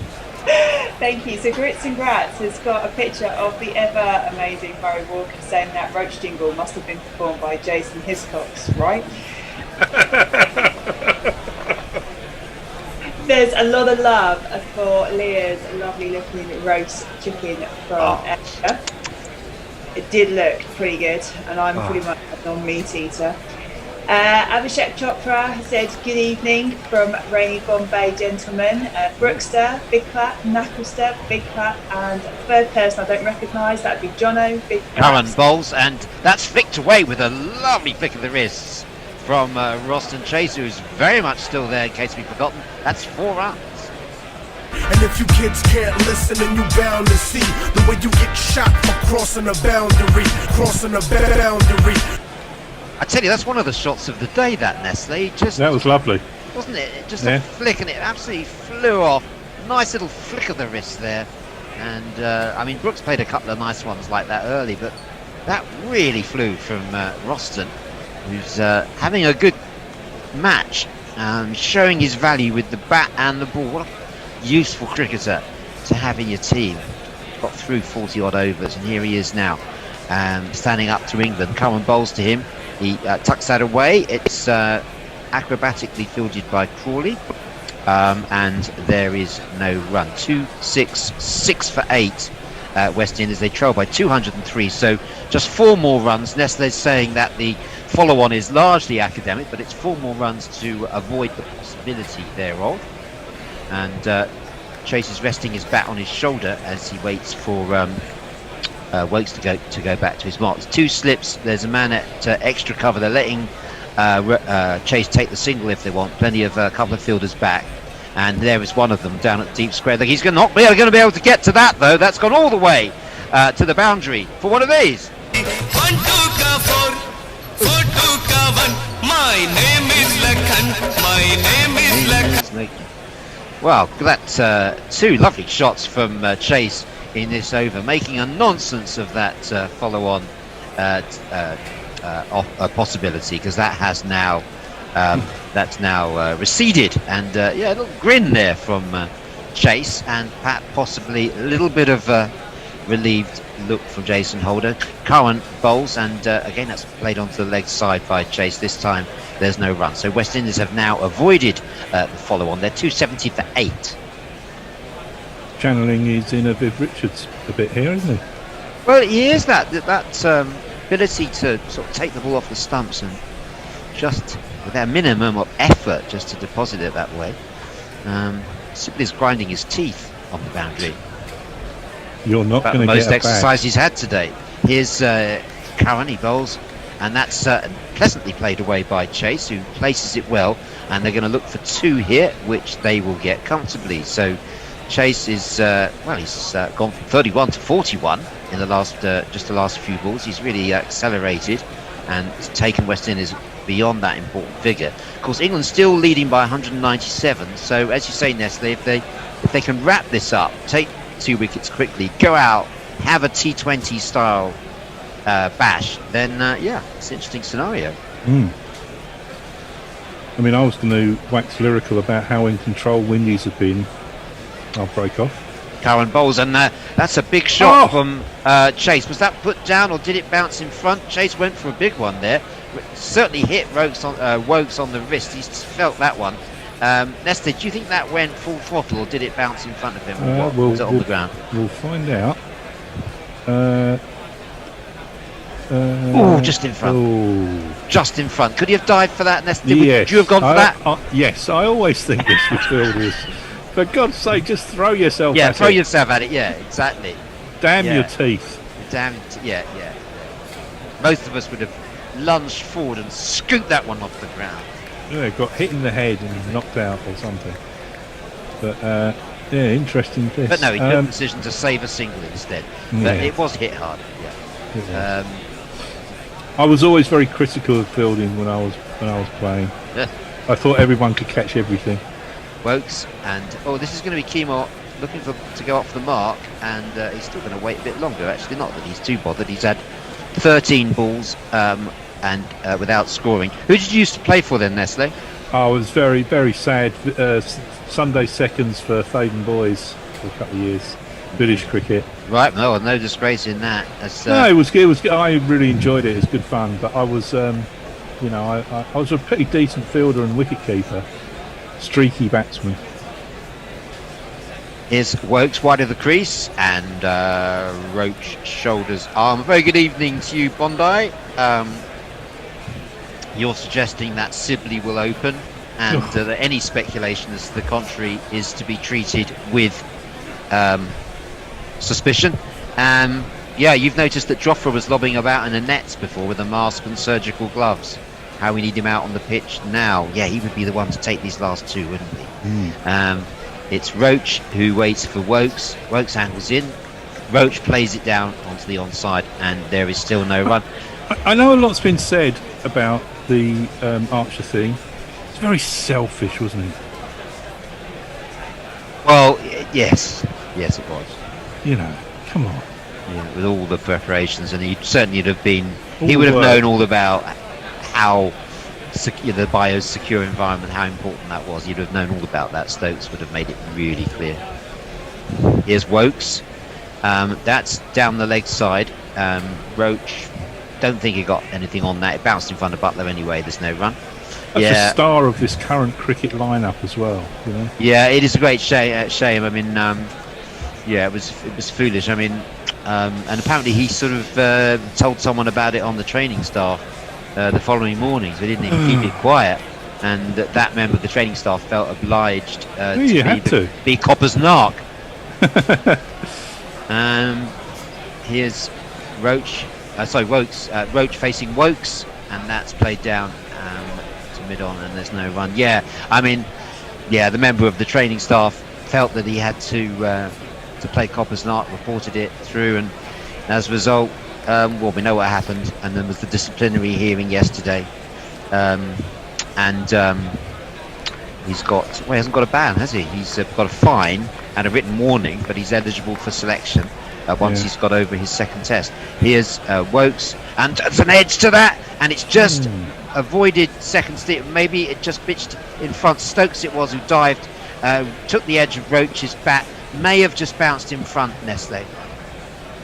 Yeah, it was. Ben Stokes would think it was a chance.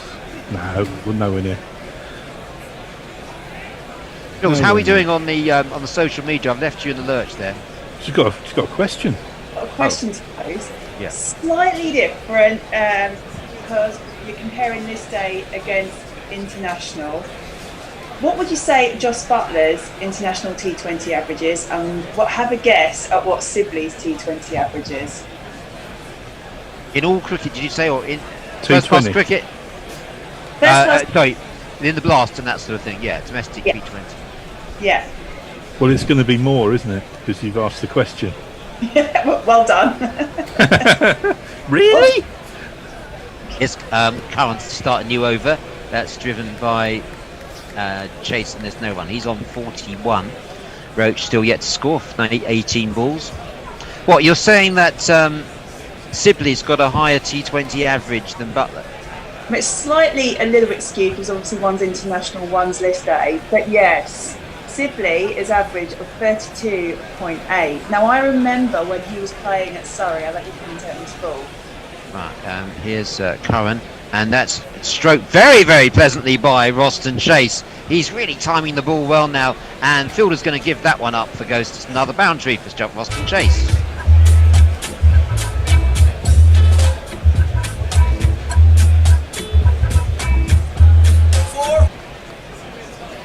That's amazing. Well, he's genius. He's the best cricketer in the world then. So Getting are out you there. suggesting, Jules, that Sibley could be an IPL target? Well, I always question the IPL because somehow Denley's managed to play in the IPL, and I don't mean that in a bad way, but I always know that he was able to play in it. But I just think do this.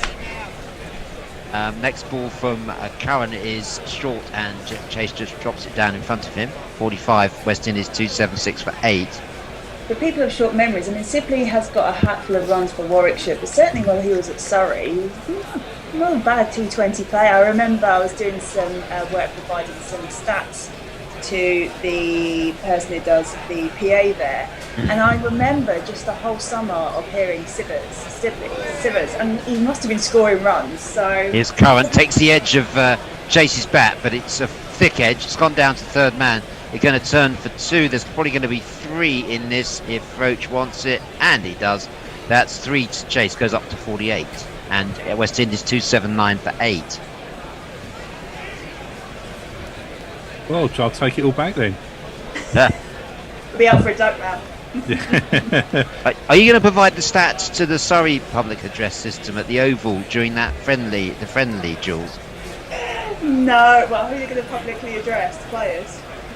No, that's the game that's going to be open to experimental. So, that's one's going to be open to 6,000 spectators.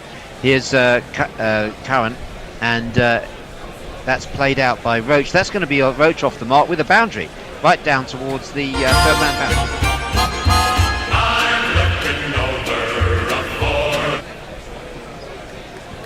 Those 6,000 people, otherwise known as guinea pigs. Guinea pigs.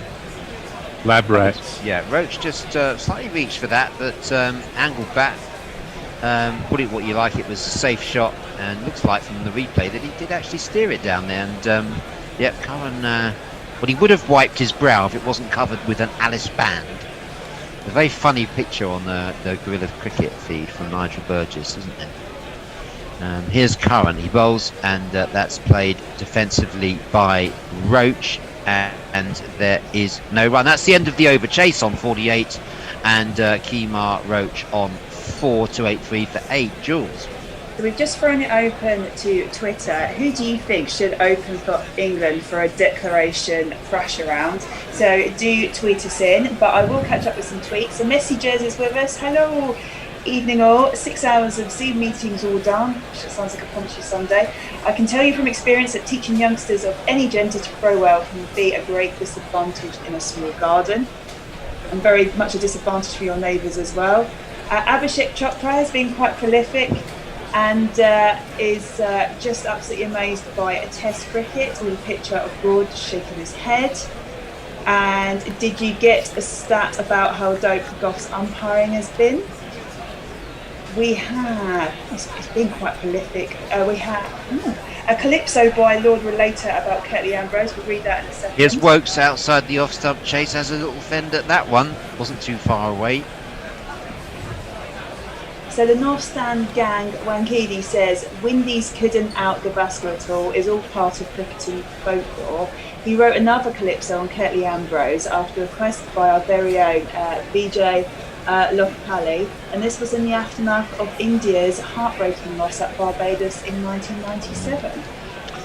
Oh yes, Wokes bowls and that rears up off a length. That was a snorter. That I wouldn't want to face that one, Nestle. No, good chin music there. It was just took off, didn't it? Bounce, bounce, Talk us through that one. bounce, bounce. Bounce. More bounce to the ounce, in the words of the Gap Band, Nestle. Or was it Fat Larry's band? Oh, blimey, you've got me on the soul. My 80s light soul, I don't know. Here's Wokes, and that's outside the off stump, and there's no run. I found myself asking the question earlier when we were having a lunchtime, setting up the lunchtime discussions. I found myself asking the words "Who's zooming who?" unwittingly. That is Fat Larry's band, isn't it? Aretha Franklin. Oh, was it? Oh. Aretha Franklin. Maybe it was a cover of a Fat Larry's band. You're thinking of Zoom. Single word Zoom by Fat Larry's band. My heart went zoom. Yes. Oh, that was a different song altogether. Wokes. And Chase thinks about a single. There's no one. He pushes it out onto the off stump. There's no one. My heart went zoom. She walked out of my house and into mine. You're 16. You're. Oh, I wouldn't That's bet Ringo that Starr. one any further. Yeah. There is a Commodores song called Zoom. Do we think it's Commodores or Fat Larry's Fat Larry's band did Zoom. I've got it. Yeah, here. we think it's Fat Larry's band. In a little discussion there in the green room. We need not Fred to come in with, like yesterday, really managed to get Helen Shapiro out of somewhere. Wokes bowls, and that's goes a nice carry through to the keeper. Chase shoulders arms, but Wokes seems to be sort of coming to life here. That wicket may have just brought him into the match, because didn't play in the first test. Now he got the wicket, his tail's up, and that really did really got one to rear off the length already this over, and that one just took off and really hit the gloves of Joss Butler. So 3 slips for Wokes. Cover, extra cover, mid off, mid on, man back on deep square leg. Oh, he's coming in now to saving the single. They want to bowl at Roach. This is the last ball of the over to Chase, and it is Wokes who bowls that, and that also found the leading edge of Boston Chase's bat. Good over from Wokes. Signs of life there. West Indies 2-8-3 for 8. Carry on, Jules. Twitter, he says, evening all, could I join you on the 5th anniversary of the most one-sided game I've ever played in? Could do with a bit of this today. Now, I'm just going to enlarge the picture. It's a score sheet, always dreamy when you've got a scorer on. So it looks like wow, dearie me. It looks like the team batting first, so Barwell got 8 in total, and they managed to get 10 without losing the time. So that was quite the one-sided match going on there. So and then it was a beer match. I think I might need to drink to recover. Few alterations to the field here, Jules. Curran's coming round the wicket to Roach. I'll come back to you, Jules, after this ball. Here's Curran, and Roach leaves it. Back to you, Jules. We've got MJ Nose who says, after tonight's cricket entertainment, it's got a pot of Ben & Jerry's. Other ice creams are available. And an absolute classic from Alfred Hitchcock, North by Northwest. Ooh, good combo. Yeah, let's hear about your Sunday evening plans, folks. Tell Jules what you're planning to do this evening. Can you top that? Can you top the Ben & Jerry's and the Hitchcock? Roach, wonder what his plans are. He'll plan to be there till the end of play. Curran bowls, it was down the leg side. Doesn't get anything on that acrobatic stop by Butler, and there's no run. These two will want to bat through until that Hitchcock film is on, surely. Yeah. I like a nice drama. I like a nice costume drama on a Sunday evening, Nestle. You like one of that, Yeah, or spot a John le Carré drama or something like that, you know. Don't you find Sunday evening as a drama kind of drama evening? Yeah. Here's Cohen round the wicket. Oh, that's a bit of in-swing, booming in-swing, but Roach helps it on its way, just to behind square leg, and there's 1 run. When I was a kid, I used to be, on a Sunday evening, I used to be allowed to stay up and watch Colditz. Do you remember the Colditz TV series? Yeah. And I used to kind of trick my mum and say, "Oh, just let me stay up a bit more," because following it was Monty Python's Flying Circus. Oh, God, I do remember. I used to trick her, you know, say, "Oh, just a little bit more, Mum, just a little bit more." And I always used to get to watch Monty Python straight after. And she used to go, this isn't Colditz. She'd go. It sounds like a line from Python. Yeah. Here's Cohen, bowls, and again, angles it in, and it's nicely helped round the corner by Chase, and good running by Roach, gets back, and that's two to Chase, who's now that is his half century for Roston Chase, his 8th Test 50 in 34 matches to add to his 500s. Well batted, Roston Chase.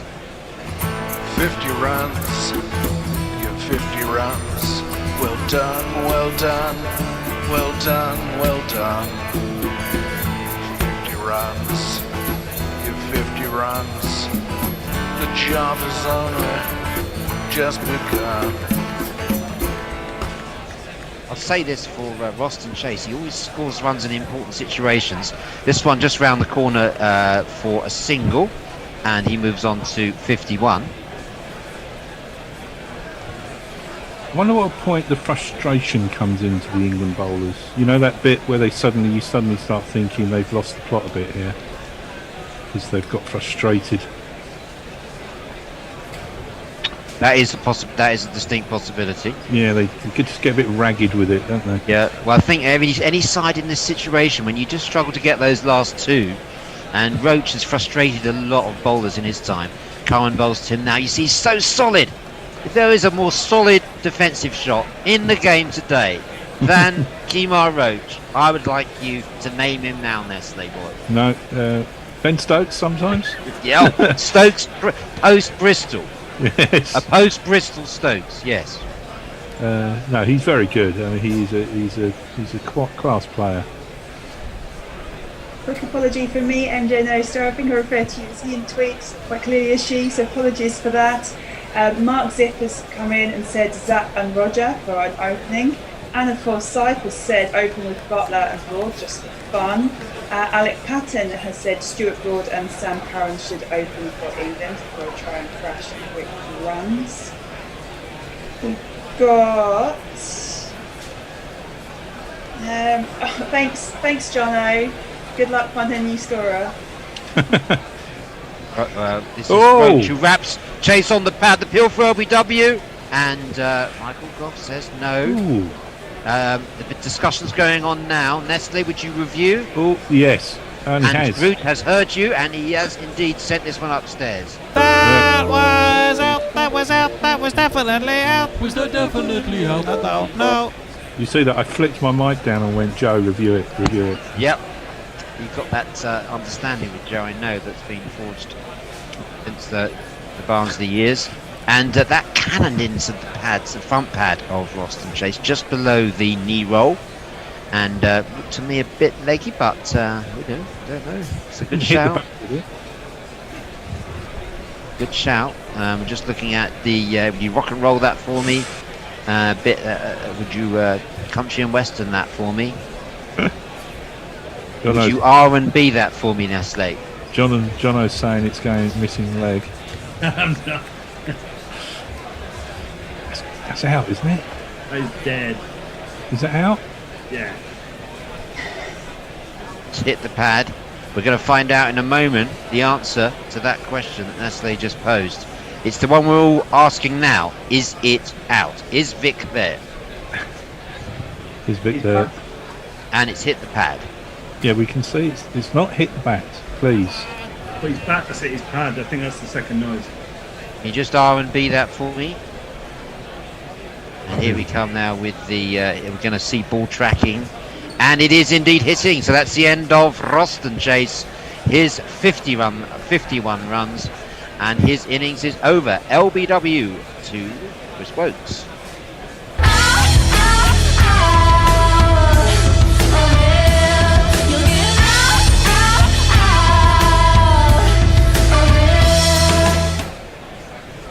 Good review, and England keep one review back. That's a successful review from Chris Wokes. He was confident. He went up and wrote.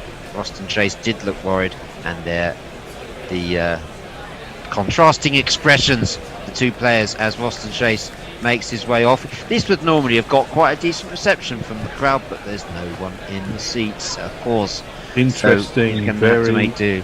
very Yes. interesting, isn't it? Yes, it is an interesting stage of the game. What has particularly got your interest there, Nestle? Well, it's just the situation now that England batting tonight. Who are they going to send out? Are they going to go mental, T20 mad, and say, right, get that? Tomorrow, I thought was going to be dreary. Could possibly be very, very, very exciting. Never write off a test match, Nestle, not when West Indies are playing, or indeed England for that matter, because things can I should have known better. change. Yeah, when Hendo was doing his dead parrot business but earlier, Hendo, if you're listening, this is not an ex-parrot. It has not ceased to be. It doesn't. We could do the whole of it, just switching it round, Nestle. That would be a boyhood dream for me. Norwegian Blue. He's pining for the fields. Pining for the fields? Just don't get me started on the. I've got you started, Nestle. Don't get me started on the 4 Yorkshiremen, please. You were lucky. 150 of us living in shoebox in the middle of the road. Cardboard box. Ah, you were lucky. Right. Don't worry, anyone. People, you're not missing any cricket. No, indeed. We are we're rapping in the original use of the word before it was popularised in musical form.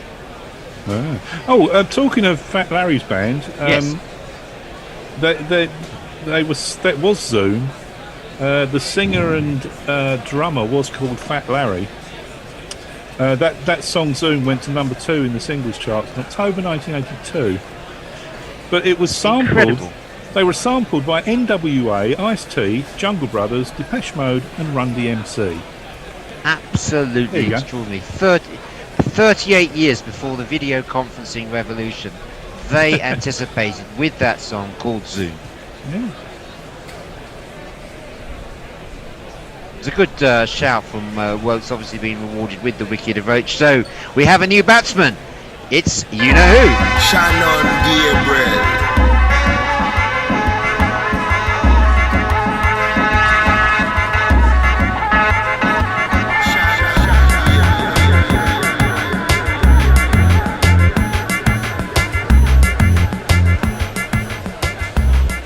Shannon Gabriel.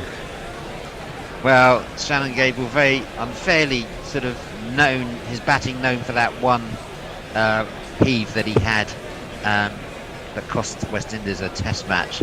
But he's come in to replace Roston Chase now. And let's see, Wokes is bowling now, and that's played out. And there is a no run. So this is Shannon Gabriel on strike. He does have a sort of defence, but every so often, as we saw in that famous test match, he has a real yahoo. I'm sure he won't in this situation.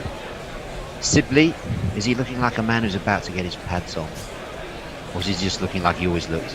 Wokes bowls. Oh, that's beaten Gabriel. It straightened. It did everything except knock back middle. It was a beautiful delivery.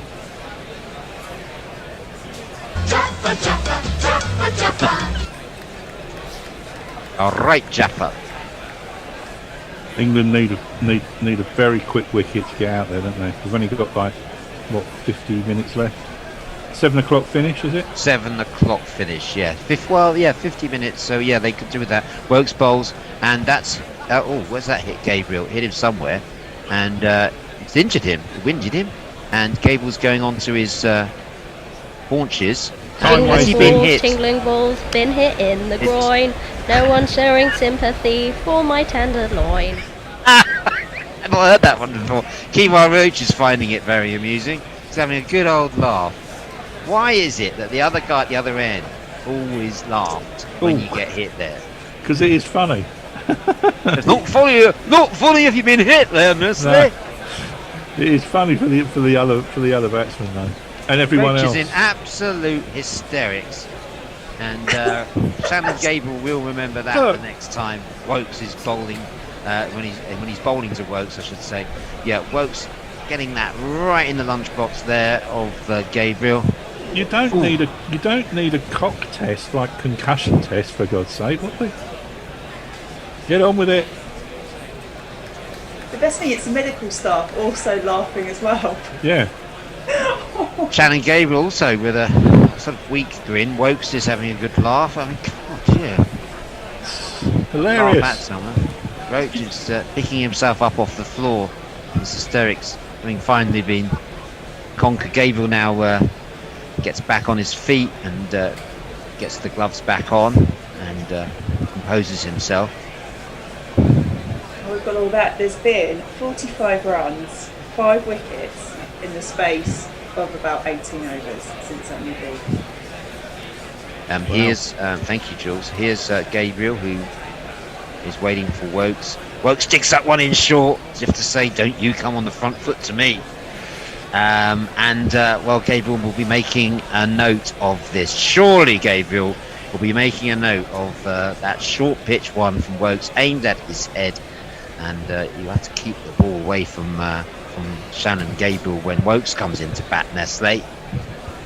Who's that bloke in the background? He's snuck in the ground. Wokes bowls up, and that Oh, got him. has cleaned him up. It's clean bowled Shannon Gabriel. That's the end of the innings. It's all over, baby blue. West Indies 287 all out. Lead of 182 behind. Got him! Why did he do that? Unbelievable! And Fazir Mohammed there joining us just for that one ball. He's absolutely summed up what we were all thinking. Why did he do that? Shannon Gabriel bowled Wokes, no score, dismissed at 6:12 local time, which means there will be about 40 minutes of batting time. Nestle, who are you going to send in then? Jules, who are we going to send in? Well, Sibley, obviously, according to the stats. I am now going to pass over to Jono, and I'm going to do a sideways shuffle, unless you want to. I'm off. I'm off as well. And I'm going to go on to social media, unless you'd like to do that, Nestle. I thought I was off on this. Yeah, you were, but I'm just suggesting a change. But no, that's all right. No, I thought you were late to the party, you see, so I thought you might want to gorge yourself on cakes and creams. I've just got to go next door and check on my neighbour's cat. No, that must take priority. Let's have a word with Jules. Jules, you've got you're a bit behind on the tweets. I think there's a lot been coming in, correct? Yeah, we have. Just to quickly run through the West Indies scorecard. Thank you. Rathray was caught and bowled by Stokes for 75. Campbell was LBW to Sam Curran for 12. Joseph was caught by Pope off the bowling of Best for 32. Pope was caught by Butler, bowled by Curran for 25. Shamar Brooks was LBW to Broad, Chase LBW to Wokes, Blackwood was bowled by Broad for naught. Just realised I've not read Shamar Brooks' total. He was second top scorer of 68, Chase got 51, Blackwood got 0, Darrowich was LBW Broad, didn't get any runs. Holder was Port Root bowled Wokes, 2 runs. Kemar Roach, not out. He got 5 runs of his 24 balls, and finally Shannon Gabriel probably nursing his nether regions at the moment. He was bowled by Wokes for naught, so that's West Indies 287 all out. How are you calling it then, Dave and Jono? Dave's disappeared. I don't know where Dave's gone. What's happened? It's escalated, Jono. That's what's happened. It's escalated. We were, obviously, you, Knuckle, and I were talking about kind of how it was just the day was going nowhere, and then like out of Pandora's box of cricket balls, this kind of magical seed has appeared, and we've just absolutely ripped through the heart of the West Indies. Gabriel's not going to be able to bowl because he's going to be dousing his nuts in an ice bath for the next 45 minutes. That's him out until tomorrow. So I think, we'll try and get as many as we can as quickly as we can tonight, and then crack on tomorrow, I think. How are you seeing it, Dave? Well, I see it in a different way. I think that West Indies will be looking to knock over a couple of the English guys tonight. And, it's all set up for... I'll tell you one thing. Those people who wrote this game off earlier today, they will be eating humble pie. I will provide them with a knife and fork and a plate and a slice of humble pie. Can I just say, I mean, I was getting to the stage of being one of those people, and actually I must say credit to Knuckle, because he was the one who was saying, no, tell you what, there's still life in this yet. So yeah, he's got much better foresight than I, that's for sure. I think it was, funnily enough, while I went off comms for half an hour or so, I was listening to a bit of the Sky coverage, and so Rob Keane and Ian Ward talking about, okay, who do you send out? And, they seem to be kind of plumping for the kind of normal opening partnership, but then maybe swapping it around a bit from there and saying that, well, the middle order can score quickly enough as it is. But it's a difficult one, isn't it? If you send Butler and Stokes out early doors and they both nick off for not many, then all of a sudden it becomes a stupid decision. But if we can score, I don't know, in 50 minutes, what would you be looking to score? 50, 60? If we can get away a little bit, and then because you look at the West Indies, I think their innings there was 99 overs, bang on 99 overs. So there's 98 overs of play available tomorrow on a pitch that will deteriorate a bit more. So you'd want as many of those 98 overs to be at the West Indies, I think, because you'd still like to have the opportunity of that second new ball for maybe the last, last 15 overs, maybe, if that's gonna make a difference. I'm not sure Knuckle will be able to probably tell me, would there be an extra half an hour available tomorrow if there was a result possible, or is 7 o'clock the absolute latest that we could go to? So we'll just wait for Knuckle to advise on that. But yeah, look, it's going to be interesting to see what the England management and Joe Root decide to do in the next hour or so. But I think it's going to be pretty exciting. I think we're quite lucky to be on comms for this. Yeah, absolutely. I mean, I was just going to read out the bowling figures here as well, because I think we've got to bear in mind that the pitch seems to be doing a little bit. Whether it's the ball, whether it's the pitch, just bear that one in mind. But the bowling figures for England: so Broad, 23 overs, 7 maidens, 66 runs, 3 wickets. Wokes, 21 overs, 10 maidens. It's pretty impressive. 42 runs and 3 wickets. So he really did knock him off at the end there. Sam Curran, 20 overs, 4 maidens, 70 runs, 2 wickets. Bess got 21 overs, 3 maidens, 67 runs, 1 wicket. Root just bowled 1 over and got 1 maiden. And Stokes, I didn't realise Stokes bowled as many as this. 13 overs, 3 maidens, 29 runs and 1 wicket. So I do think that we just need to be a little bit live to some of the bowling that England is about to face. It wouldn't surprise me if a couple of wickets fall quite quickly. And we see Sibley running off quite purposefully off the field. So I think that may answer one of our questions as to who may open this. Looking at the coverage now, it looks like he's drinking a cup of soup rather than getting ready to bat. So. It does, doesn't it? He's got the old cream of tomato on the go, I think. So he's, it might be. It's going to be really interesting to see how they decide to go about this. It would be enterprising to send someone else in. Yeah. Who would that be though? Because you wouldn't want to send Butler, because Butler likes to play those expansive, flashy drives outside the off stump. If he comes in and nicks off early doors, Stokes is always going to score pretty quickly, but he's probably got a tighter defence than Butler. You'd say the same probably about Root as well. Zach Crawley sat there with his pads on. He's probably a bit more freely scoring than Sibley. So right, well there you go. It is Josh Butler and Ben Stokes. Wow. Yes. That is enterprising.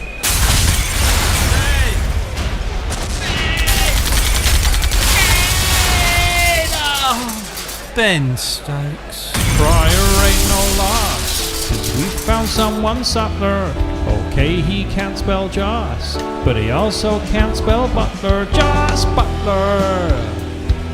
Just because he is Joss Butler. One S and two T's. Joss Butler. Right. So, Game on, boys, says Bear. He's watching this closely. Fireworks. Yeah, even Hendo's re-engaged, I see. Not so much of a dead parrot now, Hendo. What does he know, eh? Oh, he knows most things, actually. He knows most things. Amazing. Funny, isn't it? It's a strange game at times. You never know what's around the corner. It's going to be, really interesting to see how they just decide to go about it. But I think, without England have got to win the game to have a chance to regaining the Wisden Trophy. So absolutely, I think it's quite refreshing to see Root actually probably go outside himself and what you may expect him to normally do, and actually say, right, you know what, lads, let's actually go out and try and force the issue. Really enterprising decision. Really good. Can I just do a few tweets quickly, Jono? Yeah, just before and after that, we will cue a jingle for Kemar Roach. Do you want to cover the tweets, Dave? Merchant Engineer. I don't know if you had that one, Jules. Said why so many batsmen are getting out down the leg side. Leah says, can you top Sunday evening Ben and Jerry and Hitchcock easily? Here we go. Akira Kurosawa, Toshiro Mifune, Takashi Shimura. You don't even need food to better that. What a great lineup of famous Japanese film directors, John. Which one of those would be your favourite? The second one, I think. Cue Knuckle for a Kim Roach tweet, please. Pass the dutchie on the left hand side. Pass the dutchie on the left hand side. It a go bun. Give me the music, make me jump and fun. It a go done. Give me the music, make me jump and Roach. I tell you what, Brooksy, I didn't have you down for that caper. That is Kemar Roach round the wicket to Ben Stokes, pushed out. Deep point comes round and they restrict them to 1.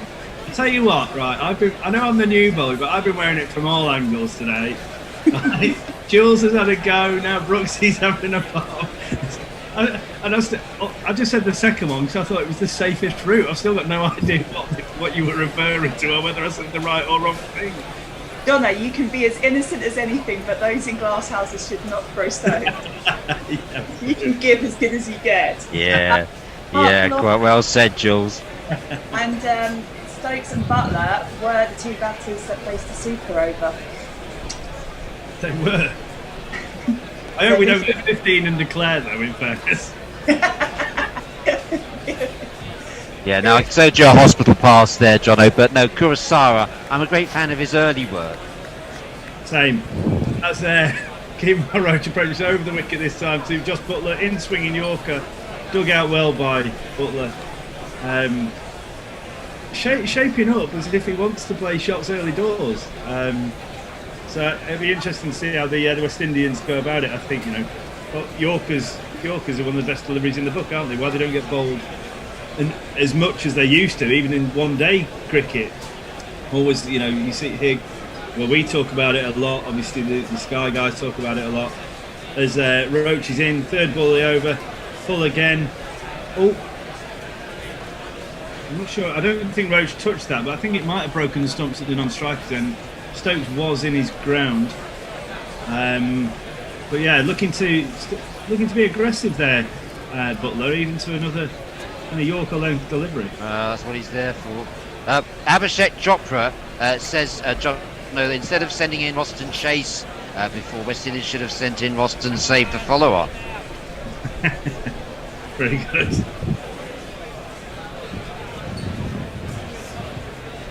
How many do we need?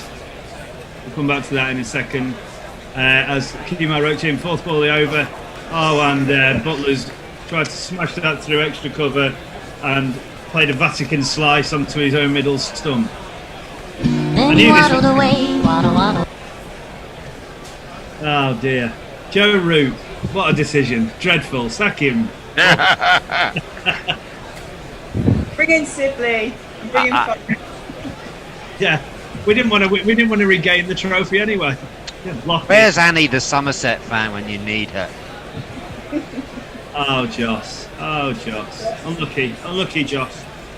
Who's next? It looks like Zach Crawley, I think.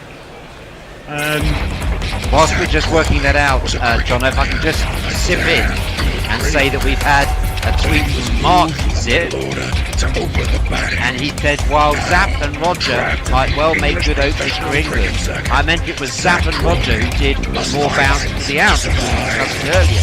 Abhishek Chopra, on a variation on the theme, says the third umpire should have said, would you Rolling and Stones it for me? I like that. And Neymar Butlins is making us all very jealous by tweeting us a picture of his evening, which involves going biking through the Zion National Park. Oh. Get some grats, Jono. I've got time for a couple more. As I said, he's just waiting for Sean to ask Dave to go on a camping holiday with him. I'm not sure what that refers to. Leah Wicket Witch says he didn't cost West Indies a test match. It gave Pakistan an historic first series in the Caribbean. We're talking about Shannon Gable. Good point, well made. And finally, Maddie says, great commentary, mention me. Maddie! As Roach in now to Zach Crawley, the new batsman who plays a glorious cover drive and up to mid-off and gets through for a quick single. One ball left in the over, 2 for 1 currently. What do you reckon England are looking for here? To get to, what's the number they want to get to as quickly as possible before declaring?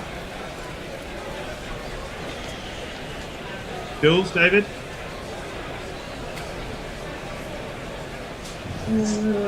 Right, brilliant. Great input, guys. What's wrong to see the numbers? Around the wicket to Stokes. Away swinger, and Stokes leaves that alone. Through to Harwich for no run. Brilliant. Thanks. Anytime. I just thought I would leave it floating there. Jules looked like she was taking breath. That's what it looked like on Zoom anyway. Now I know she was inhaling.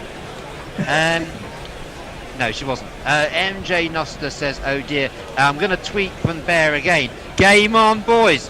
Maddie, I bet you're wishing you didn't send us your second tweet, which says Butler should open, I guess. Guess again. He's been and gone. And Leah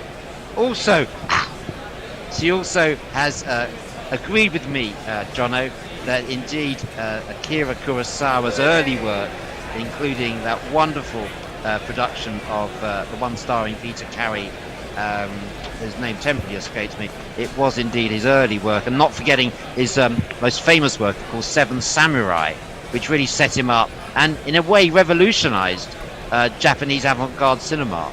Jules. This is not my area of expertise. What I do love is a bit of stats, and to answer John's question, I would say you probably want another 80 or 100 runs onto the scores. There's a leader for 184 at the moment for England. I'm just a little bit intrigued as to why the hell they've sent Zach Crawley in to get quick fire runs.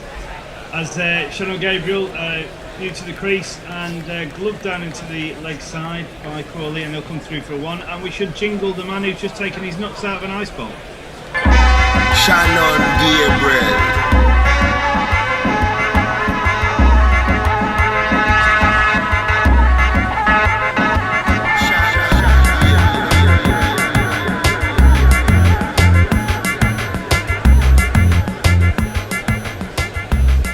Shannon Gabriel. So Shannon looked to be his run up looked pretty free and easy, which is a surprise. I thought it'd be limping in the first couple of overs after Chris Welks dealt him a low one, just in well batting. But Yeah, bowled incredibly well, hasn't he, so far this series? So, we'll be hoping to take some early wickets. Around the wicket to Ben Stokes. Stokes pushes him through straight mid-on. The man on the long-on boundary, I think Kemar Roach comes in. Stokes just gets the one. It looks like the West Indies have set a field that, knowing that England are going to come and probably try and be aggressive, they're just trying to manage the boundary count as much as anything, bowl certain areas and set a field for it more like a one-day field. It's just, I don't quite understand. He'll probably go and get a century now, but I'm just a little bit baffled as to why they've sent Crawley in. He's got an average of 25.8 doing T20, so I'm just a bit... Greater minds than mine have chosen this, but it just seems a bit of a curious choice here. I just wonder if they thought they'd go too gung-ho, then it might all fold. So Gabriel in again, Crawley ducks under that one. Who would you have sent in then, Jules? Sibley. You're still trying to get him into the IPL. Oh, Hendo, everything stops because Hendo has spoken.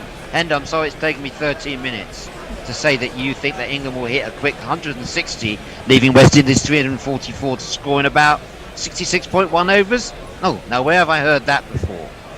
Remember, double century. Jordan, Greenwich, yeah. As Gabriel in, fourth ball of the over the wicket into Zach Crawley. I think it looked like he ducked under that. Looks like got a bit of lift.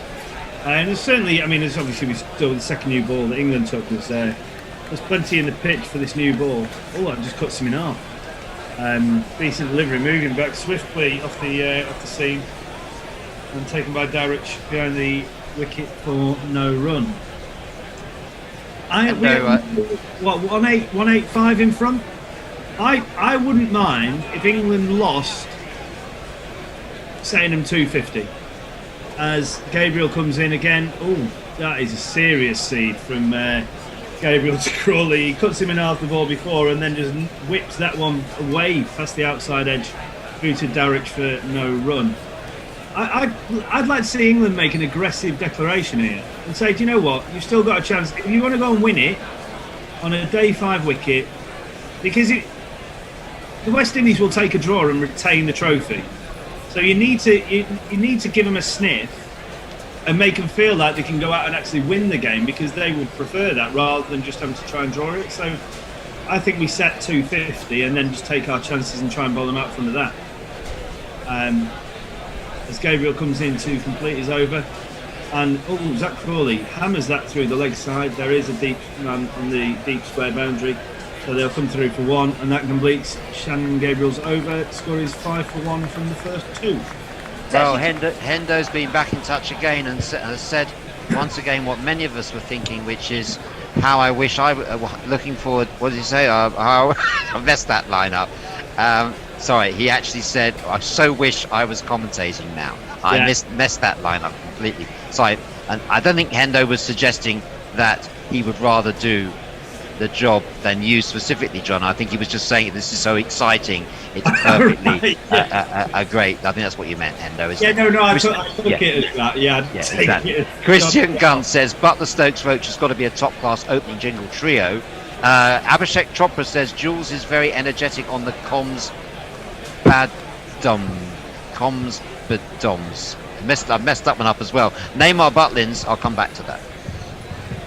As Roach in again to Zach Crawley, full of length, whipped out through mid-wicket and it's not going to make the boundary, but I presume they will come back for a quickly run 2. They do.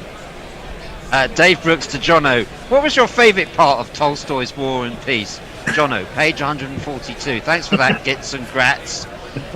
Muttley says declaration and make West Indies play 3 overs before stumps. Yes, it's crazy cricket. Neymar Butlins, in response to our Japanese film, says I'm a fan of early Ben and Jerry's. Cherry Garcia, anyone? Neymar Roach in again, and Crawley pushes that out to a short extra cover for no run. Abhishek Chopra says get Sibley in to consolidate the innings. We'll get some runs. Durbanote wants to know where you got the term Vatican slice from, Jono. Knuckle. that's the honest answer. I have no idea. He sold you down the river, hasn't he? Yeah, I referred to it as the I think Chinese cut last week, and he said, "Oh no, we say Vatican slice." So I've gone with that ever since. As Roach, slower ball looked like maybe a cutter, Crawley in the thick inside edge into his own pad, and no run is taken. Apparently, Hendo invented it. Right. You know? Yeah. Anna Forsyth, almost this could be a message to Annie. Butler continues to show a complete disrespect for my hopeless heart that just wants him to succeed. Yeah. They're still licking his lip. Could be folks. Just to say, He's owned it. Poaching again, blocked out to the offside by Crawley, and a very well run, quick single taken. it was nice to see Gabriel back on it again as well. So he looked quite stiff in the England's first innings. It went for 79 runs and no wickets, but actually that first over there by Gabriel looked pretty sharp, so I think he's back on it again, despite no chance of him looking stiff after what Wokes did to him, though, in fairness. So I let's sort that out.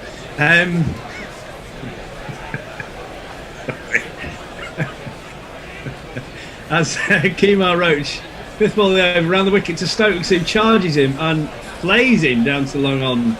Going to be at least one, and they do in fact stick at one. Shannon Gabriel, not looking stiff on the boundary, gets round and returns that to the keeper. Endo says, "Oh, Joss, drop him now. Can't even slog well." And there's a lot of sympathy coming in for Annie rather than for Joss, actually. Message says that Joss gets the gift of playing to his white ball strength and fails miserably. Please let folks play. Roach in again.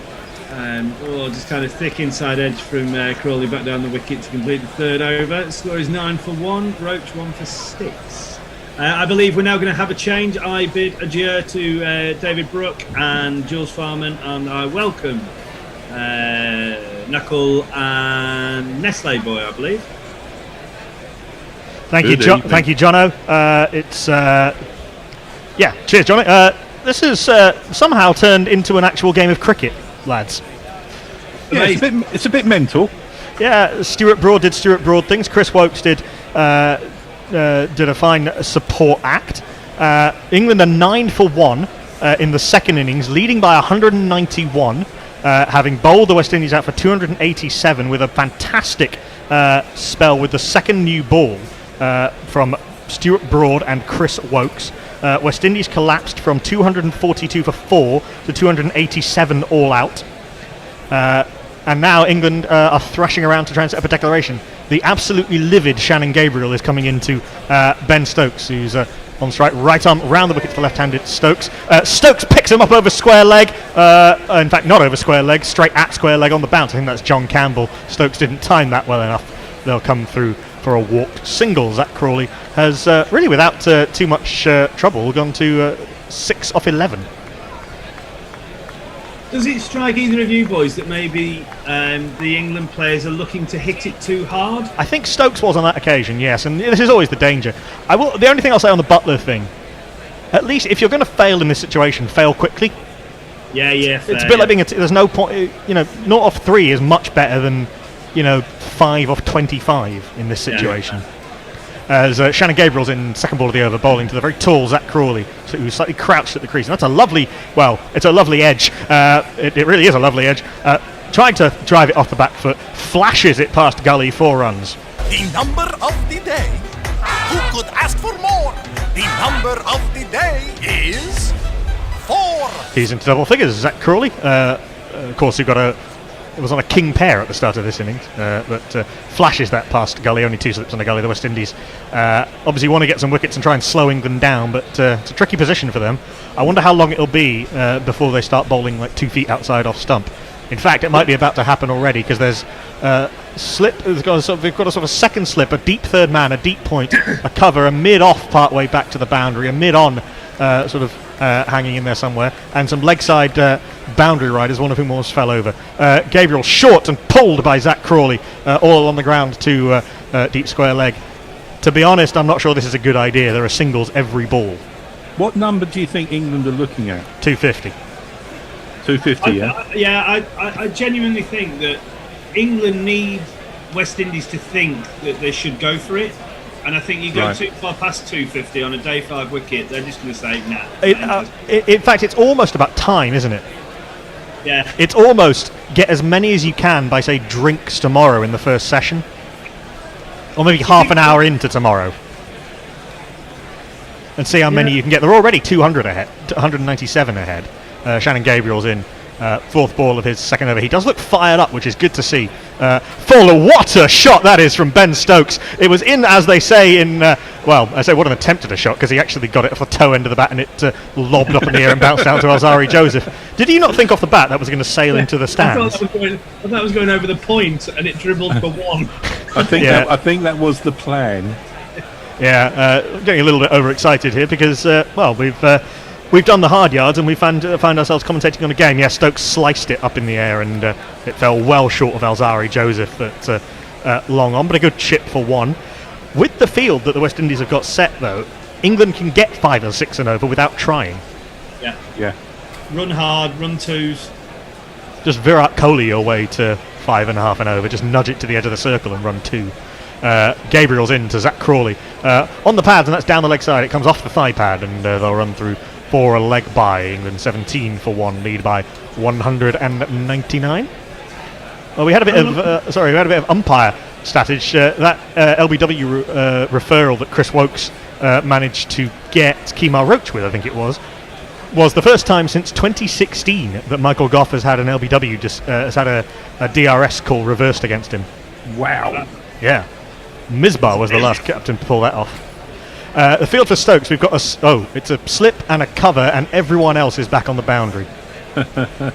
Surely you just nudge this into the onside for 2, unless Gabriel bowls him a wide Yorker or something.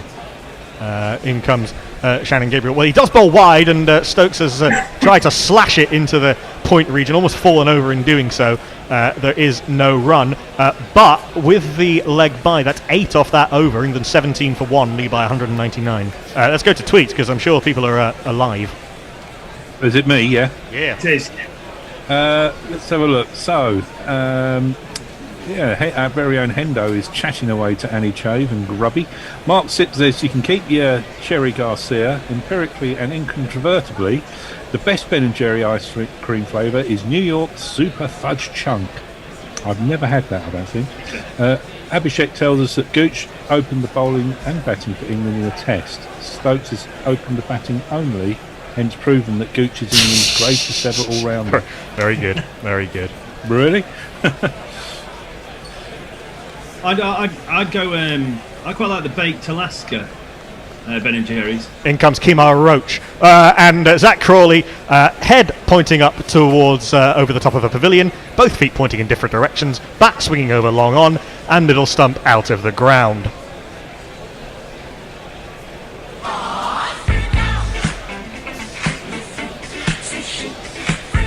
Zach Crawley 11 off 15, sort of done a job.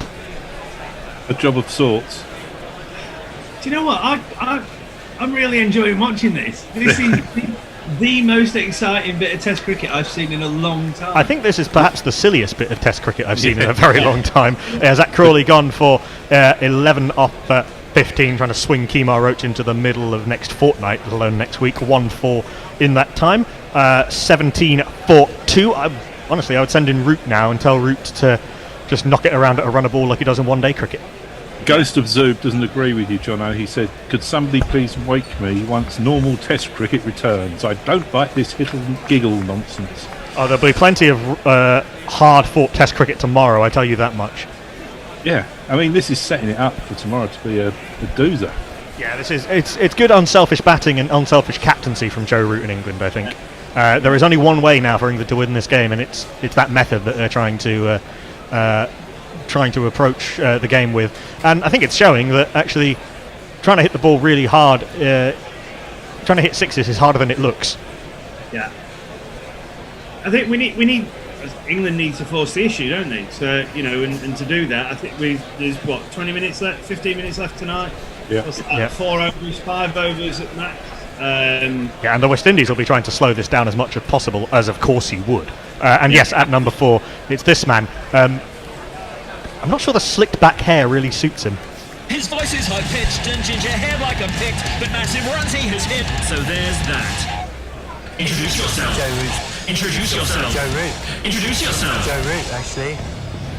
Also, I think that's Kemar Roach's now, 197th Test wicket.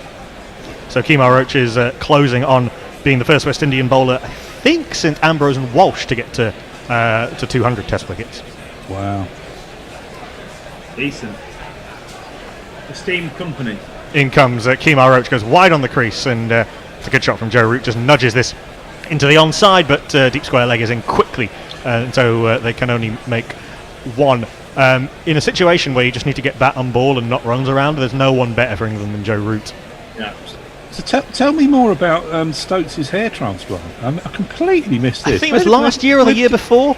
Really? You know, during the Dick Weller-Broad Alzat Trophy, the Alzat tournament we were doing, one of the teams was a hair transplant 11, and I was looking. All the hair studio places have celebrity client testimonials. Obviously, there's loads of cricketers, and Ben Stokes was on one of them. Wow. In comes Kemar Roach round the wicket to Ben Stokes, who charges down the wicket. Kemar Roach drops this short, and Stokes does well to adjust his shot and drop this through where short leg would be. They come through for a single, 2 runs off the first 3 balls of the over. And the lead over 200, by the way, 201. Yeah, there's I mean, I suppose Gucci probably started it off with cricketers, did he? Yeah, Gooch, Warne is one of the most famous ones. It was I tell you, it was a pretty good team we managed to put together. And probably find Goff. Yes, Darren Goff, Verinder Sehwag. Vaughan. Vaughan, didn't actually make the 11. Sort of Ganguly. Wow. In comes Kemar Roach, 4th ball of the over, a full in-swinger, which is nicely driven by Root, straight up to Shannon Gabriel at mid-off. There is no run. But Stokes hasn't done the advertising for these people, obviously. Not on TV, but like he's on their sort of client testimonial pages. Uh-huh.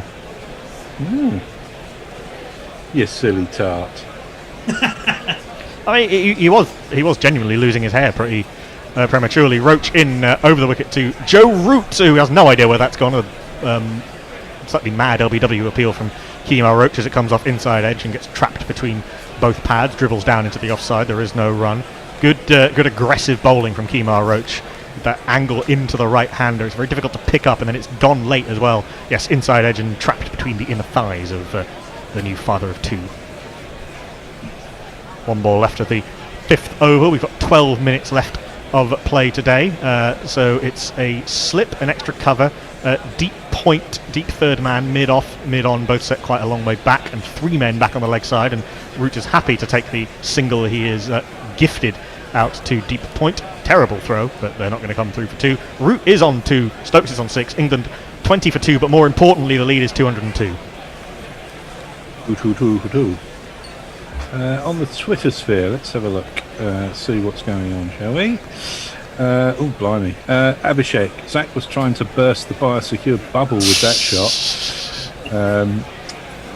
Anna Forsyth, no, sorry, they're all talking to each other. Ravi, the heavy roller, ready. Did I miss something? Why on earth is England opening with Stokes and Butler?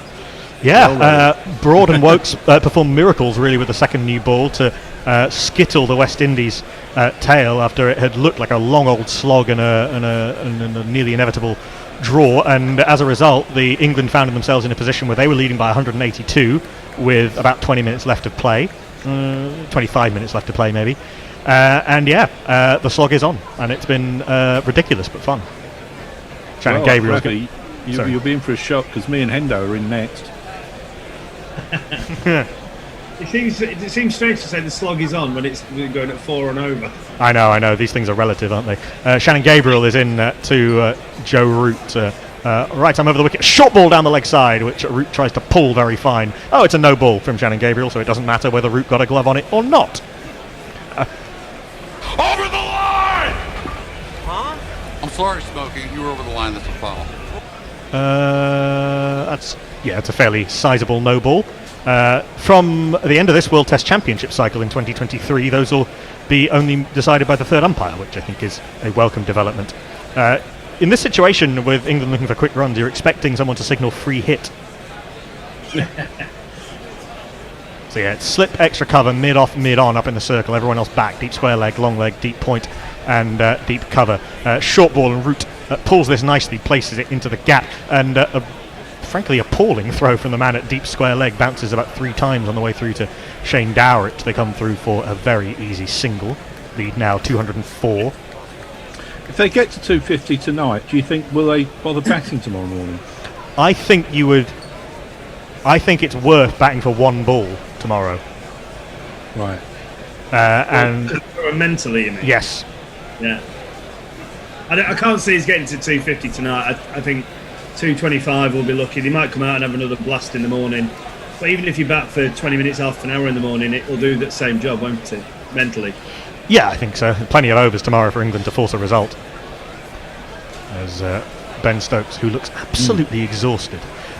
He bowled 11 overs on the trot today at one point. He went off holding his chest region and is now trying to swing for his life. Gabriel it's a delicate shot by Ben Stokes. He played that nicely, and very good placement and weight on the shot means that he can get 2 down to third man. Good, sensible one-day style batting from Stokes, and Just Buttler looks absolutely forlorn. They're scoring my runs. Whose stupid decision was it to send me to open the batting against a red ball, for God's sake? You can't really judge Butler on this. No, it's not his fault. I mean, he's actually a very unselfish move from him, isn't it? To say, yeah, okay, I'll go and have a go. It's the right thing for the team. They want to be team players. I think there's such a good feeling within the group. They all want to support each other. Someone has pointed out this is not the first time Just Buttler has opened in this sort of situation. Stokes loses his shape completely as he comes down the wicket and tries to smash Gabriel over cover. He's livid with himself. Bottom hand game off the bat was nowhere near it. Through to the keeper, there is no run. You might remember this, Nestlers. England in the UAE, Adil Rashid took a fifer, and out of nowhere the game came alive. And England needed about 80 off the last 10 overs to win the test match. Sent out Buttler to open and tried to smash it around before the light faded. And Buttler got 4 on that occasion. It's not easy. No. I mean, in this situation, you probably think it maybe a little bit easier. Just go out there and hit it. I don't know. As Gabriel's in round the wicket to Ben Stokes, full delivery, and he pushes this up to mid-on. They want to, they're not going to get to, as Kemar Roach was in very quickly and flung the ball back in. Single taken Stokes to 9. But as John was pressure's off you, certainly, because there's so many people behind you who can score the runs needed. For sure, and you 200 or just shy of 200 would not be an easy chase, I think, tomorrow anyway. But as John was saying, you swing too hard and you lose your shape. Yeah, but he's been standing behind the wicket all day. He's been keeping wicket. It's not like and throwing himself around because the ball's swinging all over the place. He hasn't been sauntering around the boundary and sort of Yeah, that's a fair point. Opening and keeping is not an easy job, which is why very few have ever done it in Test cricket. Yeah. Gabriel in short and pulled by Joe Root round the corner to long leg, where Roston Chase fields. They come through for another single. Joe Root moves to 4. Stokes is on 9. England lead now by 208. Have we done the rota for tomorrow yet? Kendo has sent it through, yes. Oh, right. I'm devastated I'm not around tomorrow now. It'll be a very exciting day to commentate on. Yeah, it could be. As Nestlers and I have talked about a number of times, Test cricket has been brilliant for the last 3-4 years. Yeah. Since, we've rarely had a dull Test match. And this is not going to be one of them now. Short and wide, and Stokes tries to batter this through point, gets an edge down to Roston Chase, who does a nice sort of slide into picture and flings the ball back in. They'll come through for 1. Stokes is on 10, Root is on 4. England 27 for 2. Lead by 209. Going back to that, Knackle, and people of a certain age, and I'm guilty of it, sort of wax lyrical about teams of the past and players. This is the best Test cricket I've seen like in that period that you say 4 or 5 years, the most exciting? Yeah, pitches around the world have become more bowler friendly. I think the depth of fast bowling is perhaps as good as it's ever been. Maybe not, I don't know if the peak is as high, but in terms of the depth of fast bowlers that almost every team seems to have, it's right up there. Certainly, there were some astonishing West Indian bowlers, batsmen, whatever, but the actual Test matches are better. They seem to be more exciting, more competitive than they were in the past. And things seem to, the momentum seems to shift quicker. As Kemar Roach is in, and Ben Stokes charges him and flat bats him into the offside. That's Nkrumah Bonner down there on the cover boundary. The sub fielder hurls the ball back in, and they come through for a single. I guess it's been said before, and I suppose that things like T20 maybe has an influence on the batting as well. Yeah, perhaps, but also but pitches are more bowler friendly, and you could see that in the averages, and there are more. As I say, the depth of fast bowling is as good as it's ever been in Test cricket, and it's made for some fantastically exciting Test cricket, and it makes the achievements of the likes of Steve Smith and Virat Kohli and Kane Williamson all the more extraordinary in this bowler-friendly era. As Roach is in full outside off stump, and Joe Root leaves the ball outside off stump, but I'm not sure that was in the plan. Through to the keeper, there is no run. I should just say, actually, I think the GPL might be in play. Because West Indies scored 255, England have now scored 28, so it's 283. The lowest GPL entry is Ombre Nuevo on 287. So yeah, another 4 runs between now and 7 o'clock, and Ombre Nuevo wins the GPL again for the second time this series. Roach in wide of the crease, back of a length, and pushed by Root out into the offside. They've got a deep point in position, which is standard practice for Joe Root. They come through for a single. Subtle Knife tells us that Stokes went off for indigestion. Is that actually true? According to Subtle Knife. It did look like he was holding his tummy, didn't he? Yeah, I did wonder if it might be heartburn or something. Yeah. Just go and take a Rennies and come back on. She's also picked up the fact that he's lost his NHS sticker, or maybe using another bat. Bring me my Sloggers bat. MS Dhoni does that towards the end of an innings. Roach round the wicket to Ben Stokes from the Statham end. It's a slower ball. Stokes pushes this to where the edge of the 30-yard circle would be. They want 2, they're not going to get to. Bonner's in quickly from the cover boundary. They come through for 1. I think that's 3 minutes to go. 3 minutes to go, and 2 runs to go, in fact, for Ombre Nuevo to win the GPL. Might get. I don't know if we're going to get one. We probably should get one more over in, shouldn't we? You're creeping up. Yeah, we should do. Jason Holder moved himself a little bit finer at slip. Oh, Roach gets that one to come back in sharply to Joe Root, and Vatican slices it down past his leg stump. They come through for 2. Alzari Joseph flings the ball back in, and that's bang on the GPL target now. So if another run is scored, the GPL is safe because the next entry is 317.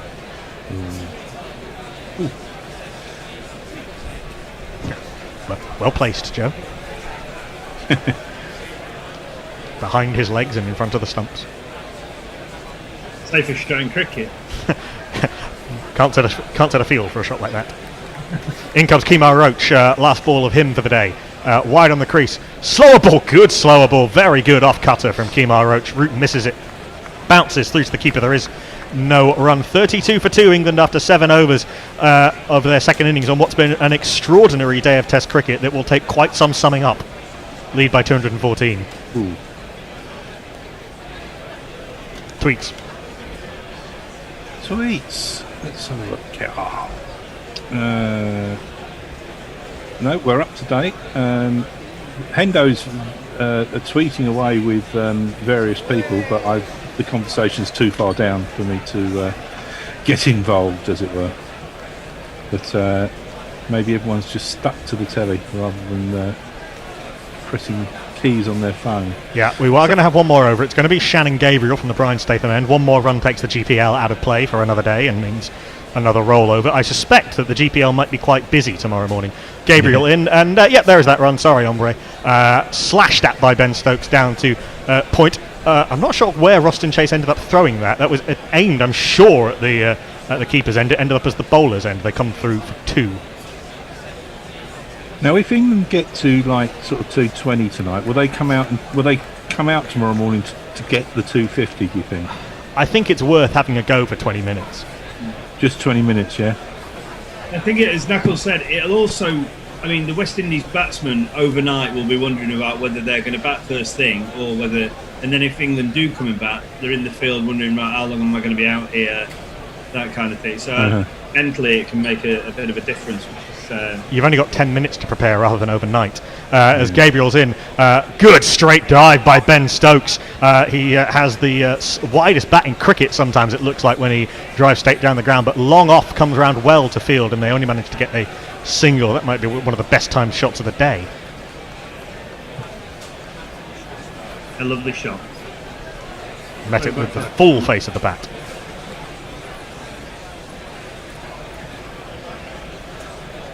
He was most pissed off that it got fielded by... He's actually advancing at Shannon Gabriel there, which shows some of the confidence of Benjamin Andrew Stokes these days. 35 for 2, the lead 217. Root is on strike. 4 balls left of the over, left of this most topsy-turvy of Test cricket days. Shannon Gabriel in outside off stump. That one nibbles away from Joe Root, beats him on the outside edge through to the keeper. There is no run. This has been a day that has rewarded those who've stuck with it. Absolutely. And the John Bathams and the John Stick-a-Pin-in-it Bathams and the Nigel Dead Parrot Hendersons of the world. You boys took a hell of a beating. Lord Halifax. Maggie Thatcher. 3 balls left of the day. England lead by 217. Joe Root stares at where he thinks the ball is going to be pitched. It looks around the field. Gabriel in back of a length, and nicely played by Joe Root. He is pretty good behind square on the offside. He runs this down to third man. They come through for a single. I'm not sure, Jono, I'm not sure what the West Indies plan was here. I guess it would have been to slow England down, but it hasn't worked. I think we were kind of baffled, weren't we, by the field placings when they came out. I think that they've spread the field so much that it's been quite easy to rotate the strike. I think Roach has bowled well. Crawley would never normally play that shot. Butler wouldn't play that shot to the new ball in normal circumstances.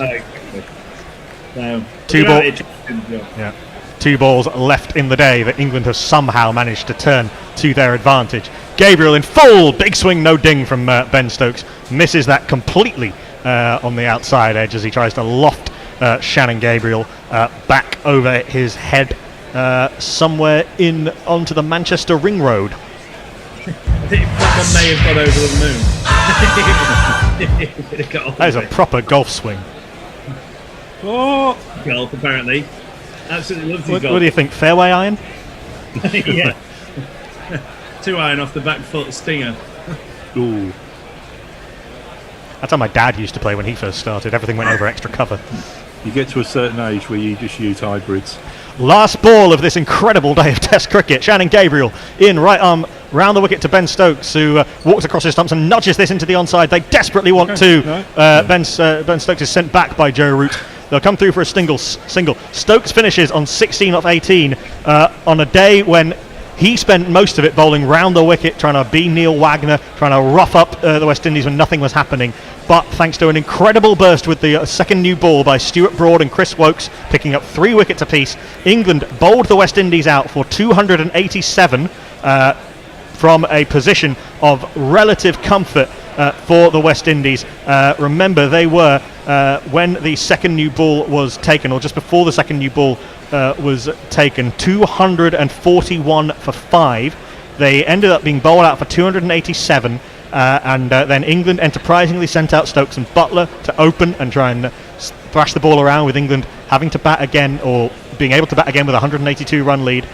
Butler fell inside edging an attempted square drive onto his stumps from Kemar Roach for a duck. Zach Crawley fell trying to smash Kemar Roach back over his head for 10 off 15. But Ben Stokes is 16 not out. Joe Root is 8 not out. England are 37 for 2. And going into day 5, where we'll have at least 90 overs, lead by 219 with 8 wickets left. Yet again, we could have even more. We actually could have even more of a day 5 thriller than we had in Southampton. Yeah, what a day of cricket. Throughout the day, it looked like it was going to peter out to a bit of a nothing match, but that second new ball from an England perspective just absolutely changed things, didn't it? I mean, we were lucky enough to be on commentary at the time, and that period. Sam Curran, he had a review overturned for LBW, but Stuart Broad was inspired. Wokes, once the lacquer had gone off one side of the ball, Wokes came on and bowled a fantastic spell. And the game's right in the balance. I think 20 minutes in the morning, like you say. Interestingly there, Ben Stokes punched his bat after the last, which he tends to do when he's annoyed, just after the last ball. And I don't know whether that signifies whether England are quite keen to declare overnight, but we shall see. We will hear, obviously, before we come on to commentary in the morning. But yeah, sad not to be around tomorrow. It's going to be a cracker, I think. Well, I hope you can listen to it wherever you are. Yeah. There's some debate on Twitter now. Messi Jez says there's no way that England are going to set the West Indies just 225. I expect at least 270, and our very own the Hoff Bear says they're going to set at least 300. It's pointless. I mean, it depends. The question is not runs now; it's time.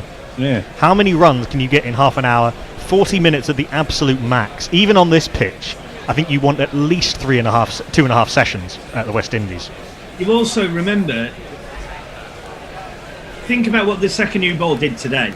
It's only going to do more on a day 5 pitch than it did on a day 4 pitch. So you also want to leave yourself at least probably, you think there's going to be 98 overs in the day tomorrow?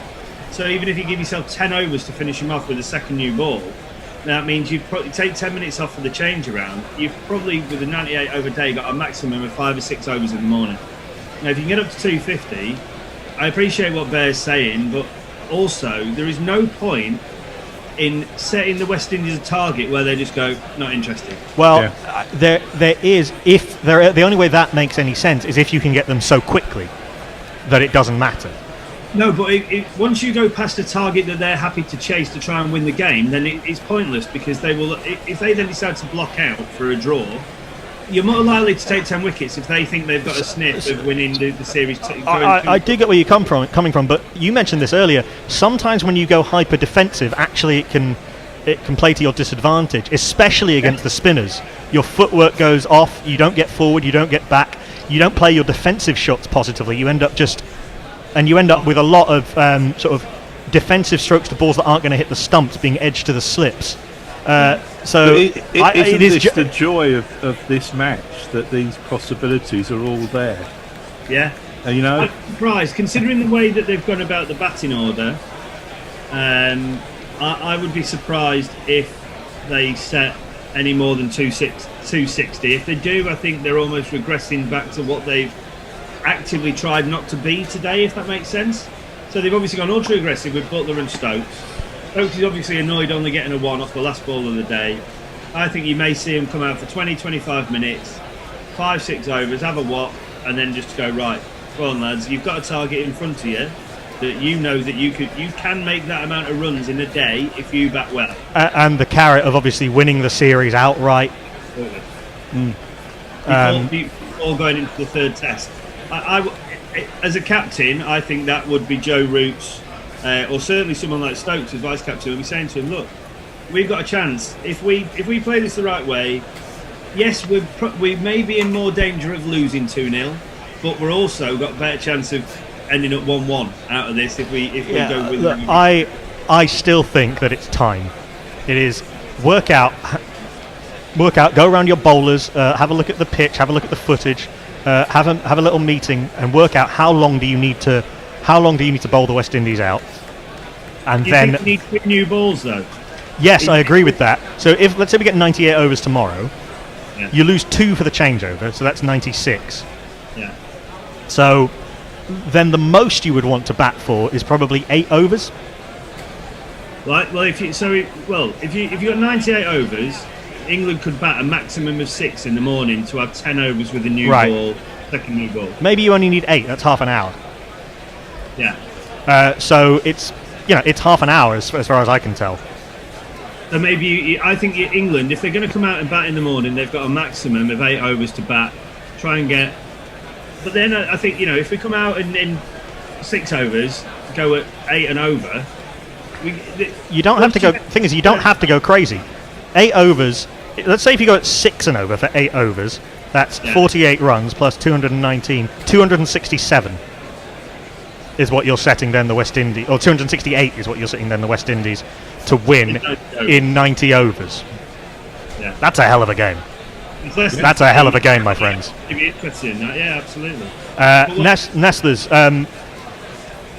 Obviously, we've got a long day ahead of us tomorrow, so we need to wrap this up reasonably quickly. But we must have some people on social media. Well, Grits and Grats has just said, great job, guys. Anamdeep says, whenever England are involved in a test match, there's always something special and entertaining to watch. I love test cricket and guerrilla cricket's commentary. And I think that is a good one to end on. Thank you very much to everyone who's joined through today and stuck with a day of test cricket that has turned around in character completely in the last 2 hours. Excuse me. Thank you to the people who've been with me today. I've been Knuckle Impande. Thank you to John O'Gordon. Thank you to Sean Nestle Boy Tracy. Thank you to Dave Brooke. Thank you to Jules Farman. Thank you to Annie Chave, who we had throughout the morning. Thank you to Gary Naylor, albeit briefly. Thank you to Dave Brooke. Thank you to Toby Radford, who we had on at lunch. Thank you to everyone who sent in clips. Thank you to Barry Wilkinson, who has been on, and thank you to Hendo, our great chieftain, who'll be with you tomorrow morning. I'll be back as well with a bunch of other fantastic gorillas for what promises to be an incredible day of Day 5 Test cricket yet again. But until then, from everybody here at Gorilla Cricket, bye bye.